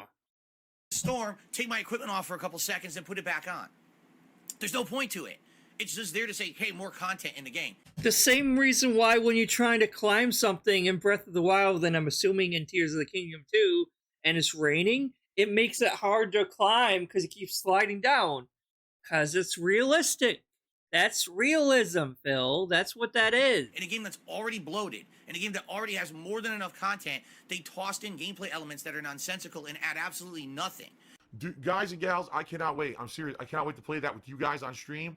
How much fun is it going to be to make fun of that piece of shit? Because you know it's going to be a fucking giraffe piece of fucking donkey, fucking disgusting, you know, Lincoln Log mess. Yeah, it's annoying and it's easy to get around, but at the same time, you have a perfectly valid reason to criticize it. It doesn't do anything for the game. It doesn't make my experience better. It doesn't make it harder. It just makes it more annoying. That shouldn't be in the game.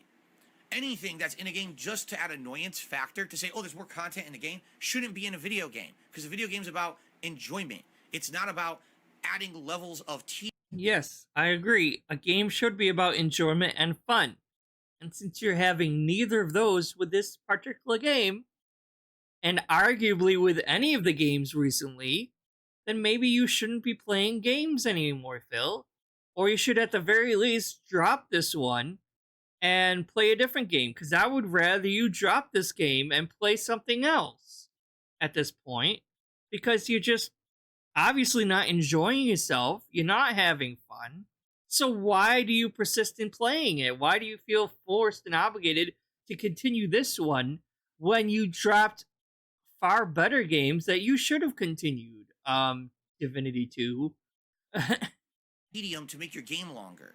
I don't care about the fucking sentient lightning, like Thor's hammer is being raised and it's coming down to strike me out of the sky. It adds nothing to Tears of the Kingdom. That was it. Oh yes, past the human moon we have sentient lightning that is auto-tracking your every move.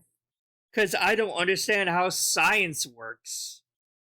Do you know what a lightning rod is, Phil? You know those like really pointy metal stakes that they put at the top of the buildings to attract the lightning? Because like lightning is drawn to metal, and if you're the tallest motherfucker around, or not the tallest, but if you're the only thing around in an open field and you have metal on you, it might get drawn to you. It adds nothing to Breath of the Wild. It's a waste of everyone's time. It should be criticized. And if you criticize shit like that, they won't put dumb shit like that in video games anymore. But no one does. Oh, it's Nintendo, so kiss the butt. Oh, Miyamoto. Oh my gosh. Oh, thank you no. for... Just because people enjoy Breath of the Wild or Zelda does not automatically make them all a fanboy or a Nintendo fan. You know that, right? Striking me with your sentient lightning. That's the dumbest thing I've ever heard. Start calling dumb shit out and actually focus on the things that matter. This game, like Tears what? of the Kingdom, What matters, Phil? has tons of great content in it. Really? Oh, does it? Tons of great content in it. Like it's what? a great game. Overall, my playthrough... Because you're just shitting on...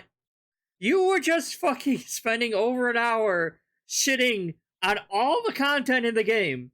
And now you're over here like, oh, it has tons of good content. No. I'm very much Fuck strongly you. praising this game. Saying I really like the game. When? Because you said definitely changed your tune since then. I do feel the game is bloated. I do feel the pacing is off. And it does have a lot of superfluous things like that. Again, in this open world game, you control the pacing yourself. You can choose where to go. If you want to go for the story, if you want to do side quests, you can control that. You have to remember, which is stupid. Why do I have to remember a bunch of tedious little things that just make my playthrough more annoying? Why can't I just enjoy the game at a streamlined pace is what it is? That's really the problem. There's no streamlining or proper pacing in the game because of the way that they've designed it to be truly open world. What the fuck is Nintendo thinking? But hey, overall, I'm having a great time. I'm like 32, 33. Why on earth do I become the scapegoat as someone who sucks at the game and basically doesn't like it? It's not true. You've taken one moment out of context of a playthrough and turned it into something it's not for viral popularity. Well, good for you. Didn't affect me in any fucking way. I don't care. Taking it And I'm out not of gonna walk on context eggshells again. playing Zelda moving forward. I'm gonna play it how I want. I'm gonna say what the fuck I want. I don't care about Oh, you. we know you are. And the it'll best be thing that a I can say to my here to audience clip here, it, Phil. all right? It's this simple, all right? Take all that nonsense, that white noise, and take it out of your life. And I mean that. This is going to be personally applying to everyone out there listening. To your own personal lives, you have to take all that nonsense and just ignore it. That white noise. There's a lot of chiggling going on lately. Everyone making fun, all that nonsense. It's never going to go away. In life, there's always going to be people who try to bring you down. There's always going to be people who try to make you look bad no matter what. You want to know why? Because it makes them feel better about themselves. Oh, I didn't get hit by lightning, so haha, now let me make fun of someone who did and laughed and made fun about it. Fuck you. Fuck you. How about get a fucking life and focus on yourself and stop looking at everyone else around you and trying to bring them down so you should feel like a better person, right? I don't care about how other people played Zelda. I'm not watching anyone else's playthrough of Zelda and making fun of them. You know what I'm saying? I'm here to enjoy the game at my own pace and like it for what it is. I do like it. I really do enjoy it. I have criticisms of it. I have the right to make valid criticisms. Nope. You can't tell me that lightning is a good mechanic of the game and it adds anything. It adds literally nothing. It's just an annoying thing you have to remember among a million other things. It adds realism, Phil. So it does technically add something. Because it's realistic. If you knew anything about science anyway, you know that it'd be realistic, Mr. Valedictorian. Why is this not... Things you have to fucking remember, right? It's dumb in that regard. But in life, you're always going to have this element of people who are making this white noise around you. My best recommendation in this case is to ignore it. If you haven't noticed, in the last several weeks, I've ignored all this bullshit. All these idiots on... No, I haven't noticed that, because you keep talking about it at every opportunity, so I haven't noticed that yet. Always talking about Dark Side Phil and DSP and this negative about him and that negative about him and that. You notice I don't care. I'm just sitting here. I'm so busy with You're the stuff still I'm doing, caring right? and Trying bringing to it finish up. Those playthroughs in May. I've been so busy with new releases now this last week and a half.